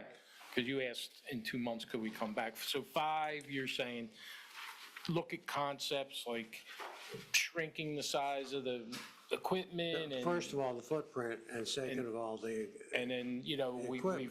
we've talked about this concept of disconnects and what have you. And so we'll come back with some concepts, just thinking outside the box and talking to people. Hopefully, maybe we get more ideas from other places. That's what we'll commit to on 5 in a couple months. 4, I feel like, 4 is we're pretty gonna be straightforward. we're into the architectural side of just That's just a roof protecting that roof station. replacement. You know, window replacements, those are things that need to be done. That's all outside of the PER for 4, which you're going to talk about Yeah. next month. But I think, you know, the idea with 4 is we'd create drawings and that work wouldn't get done until we do whatever we do at 4, unless, you know, there's a desire or need to do it, you know, sooner. But that could be all done at the same time when there's a general contractor there for that. Pump station 3, I mean, there's a lot more options and flexibility here. I mean, I guess we could run down the ideas, you know, the press out of the wet well, seeing that. Converting to, submersible pumps. Correct. We could provide maybe a site layout of that, and then, I guess the question is, well, do we want to look at, you know, some sort of raising the building and making it more watertight to keep the same configuration that's there? But I think the idea of putting a manhole there, converting it over to Right. make a submersible pumping station there that has room the size you need. So I'll say on 3, our structural guys said, because, so this is 8 you're looking at, and it's all masonry right from the floor up. On 3, there's a concrete wall that goes up quite a bit, okay? So there's less masonry to reinforce, and it's not brick all the way through. It's block, which we're not sure whether it's solid block or hollow block, and then it's brick faced.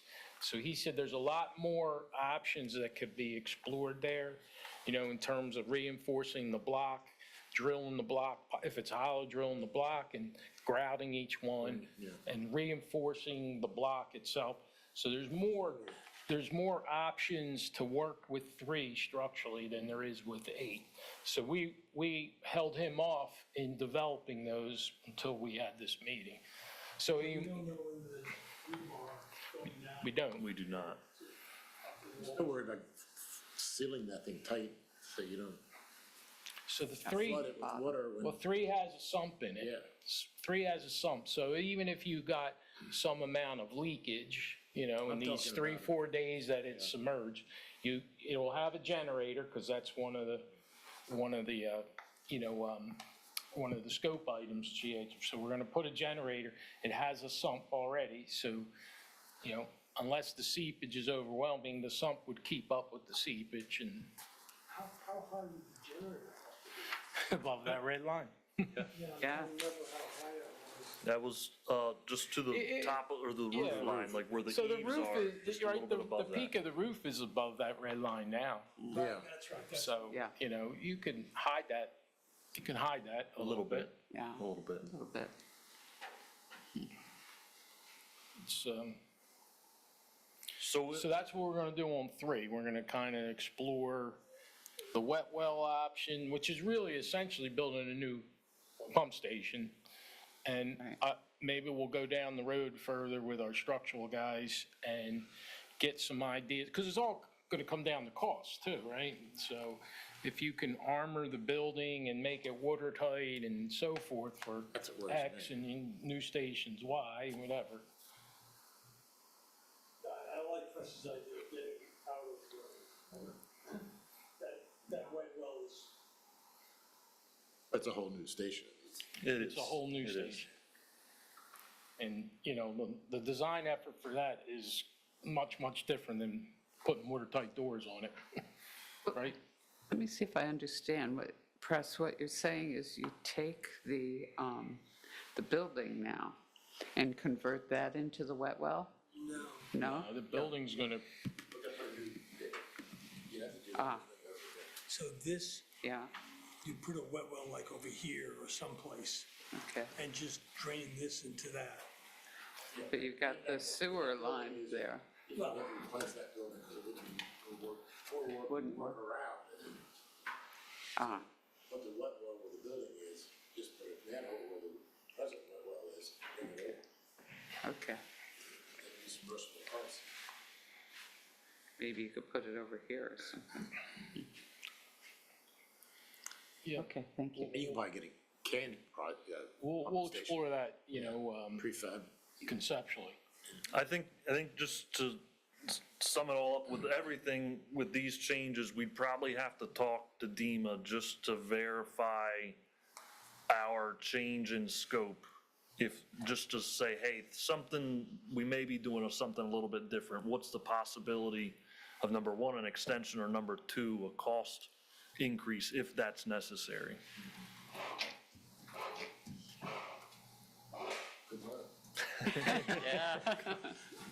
Again, it's easy for me to design sitting here.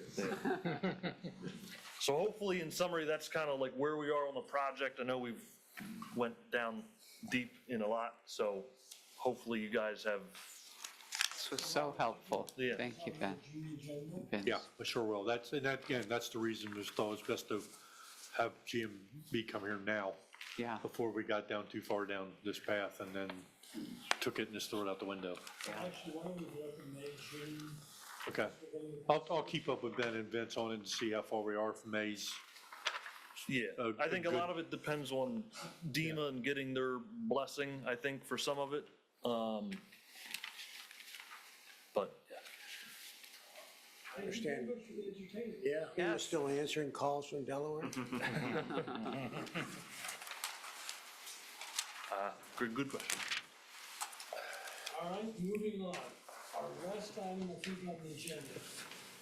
Open forum, general discussion on bid acceptance for the stormwater Pilottown Village project. And Robin and GMB. I'll give hopefully a quick brief background. This was kind of started out, I think, as a city project for a mill and overlay of the street. I think it was brought up like at a joint meeting by a resident or the HOA president out there that talked about the condition of the streets and stuff, which then kind of added to the conversation of some of the areas with sinkholes and things.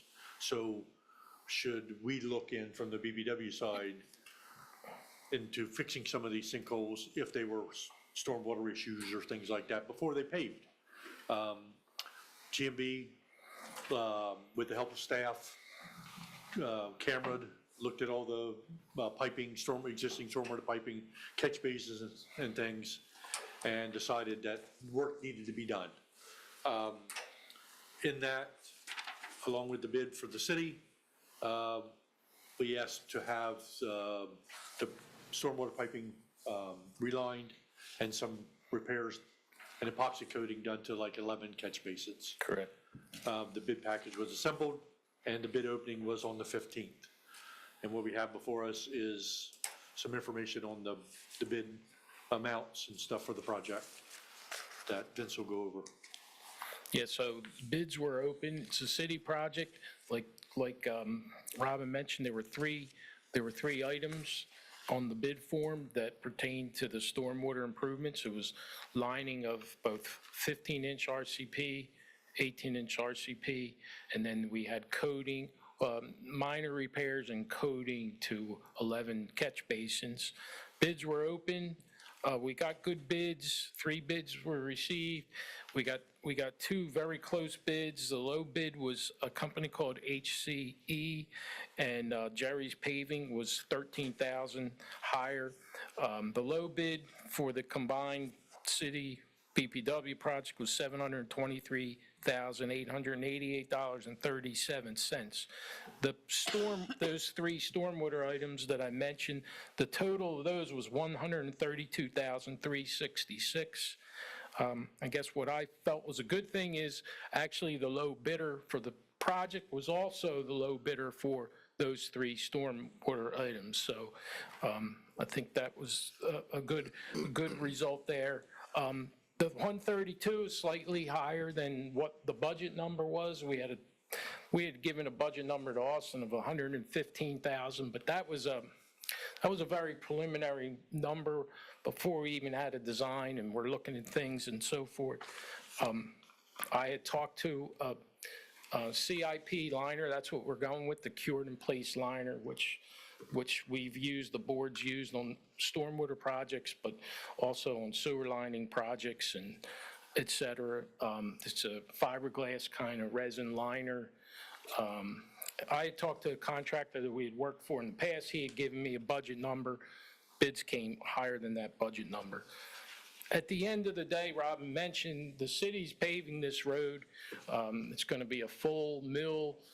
We're putting reinforced paving fabric and full overlay, Ocean View Boulevard from Pilottown to Canary Drive. It would not be prudent to go forward and pave that without addressing the storm drain system. The storm drain system, the board videotaped it, and we looked at the videos. The RCP is not in terrible shape. Unfortunately, where I think the sinkholes that we've observed are where the lift holes are in the RCP. So if you're not familiar with how RCP pipe is installed, they poke a hole in the middle of the pipe to lift it and put it in the ground, and then they patch that hole. So this CIP liner will go not only through these lift holes, but it'll go through all the joints, et cetera. So, again, I think it wouldn't be prudent to go forward with the paving without addressing the storm drain. There's absolutely, we observed some sinkholes in the road that corresponded to the storm drain. You can, pretty surely say that it's related to the storm drain beneath it. So for that reason, I recommend that the board accept those 3 bid items, and we have a meeting with the city on February 10th, and we propose, GMB proposes to make recommendation that the city go forward with the street project. I did have a question on that though, maybe. So what happens if you pick one and be like, Only do what, you mean one of the let's 3 say that items? let's say they go with your recommendation and then we have our conversation, they say we want to go with Jerry. Oh, Yeah. I don't know how can we go with Jerry's? They're the second bidder, they're not low. That's what I mean, because it was relatively, I think our charter only says that we make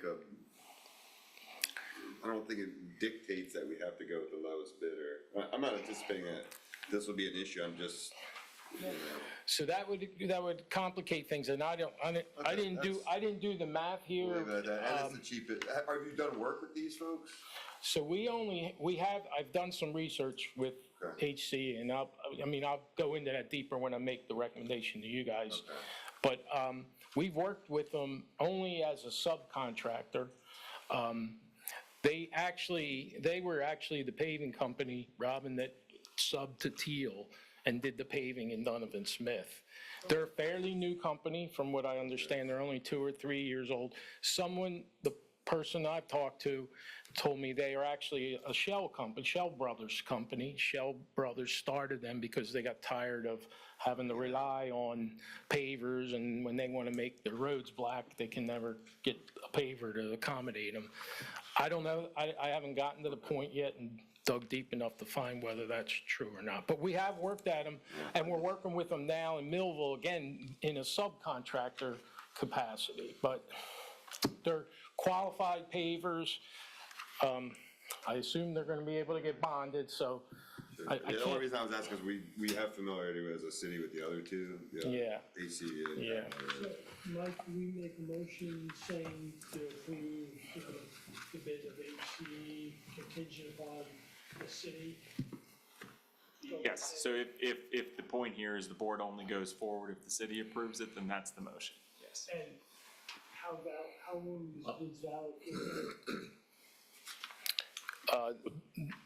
How long is the bid valid for? Usually either 60 or 90 days. I think it's 90, but I'm not 100%. The city's really looking to move forwards with this because they want to get this paved Yeah, by Memorial Day. But if, That's what I say, yeah. You're I'm right. just- yeah. Your next city meeting is. The the 10th. 10th. if, So if we had to, we could have an emergency meeting. but what happens if they do choose the other Jerry's, whatever, and you have this, So- and we drop this one, could we select the other bid? I have to, I'd have to take a look at that under the circumstances. So, we know what the general rule is. There are some exceptions to that general rule, but you have to be very precise. So that's the lawyer's answer to say I'd have to look at it. I think the recommendation here is to go forward contingent. If you do run into that question, then we can talk about an emergency meeting and we'll deal with that. I had a couple questions, and I was glad you asked about HCCE, because I was curious about them too. But it lists subcontractors on the bottom of the tabulation of bids. And are they per contractor? So for HCE, would they be using Teal, Straight Line Solutions, and Tri-State Sewer? Yes, and Tri-State Sewer would be the ones that would be Doing doing our the, work. yeah, your work. So we're really dealing with Teal on our side. Yeah, that Teal would be doing the concrete work, you know, and the base repairs, or no, mostly the concrete work, I'm sorry. Tri-State would be doing the lining work for the board. Do we know Tri-State? We do know We do. Tri-State. yeah. Okay. Okay, then I feel more comfortable with that.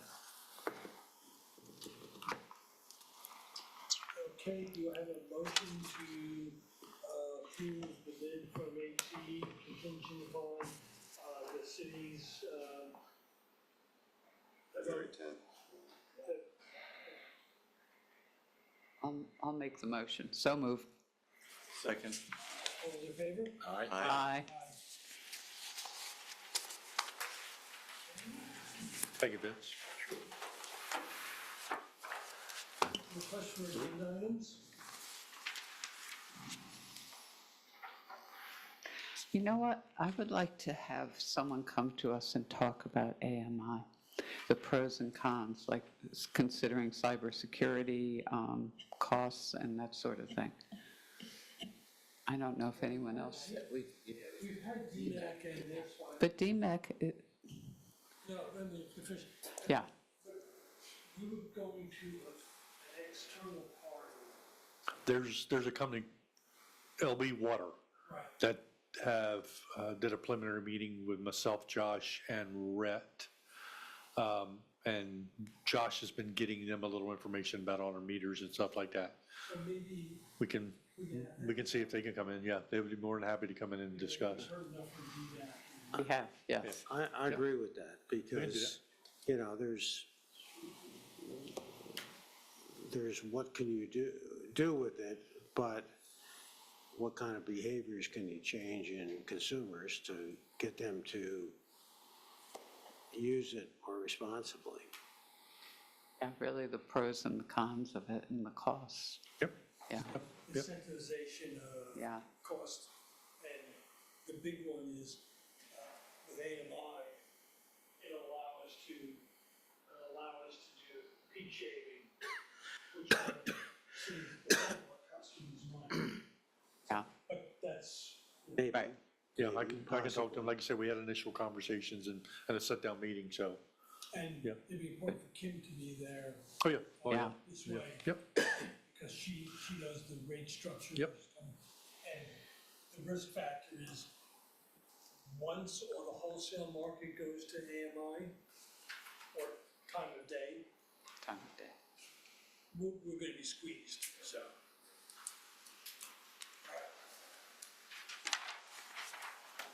Any other items? Okay. Call to the public?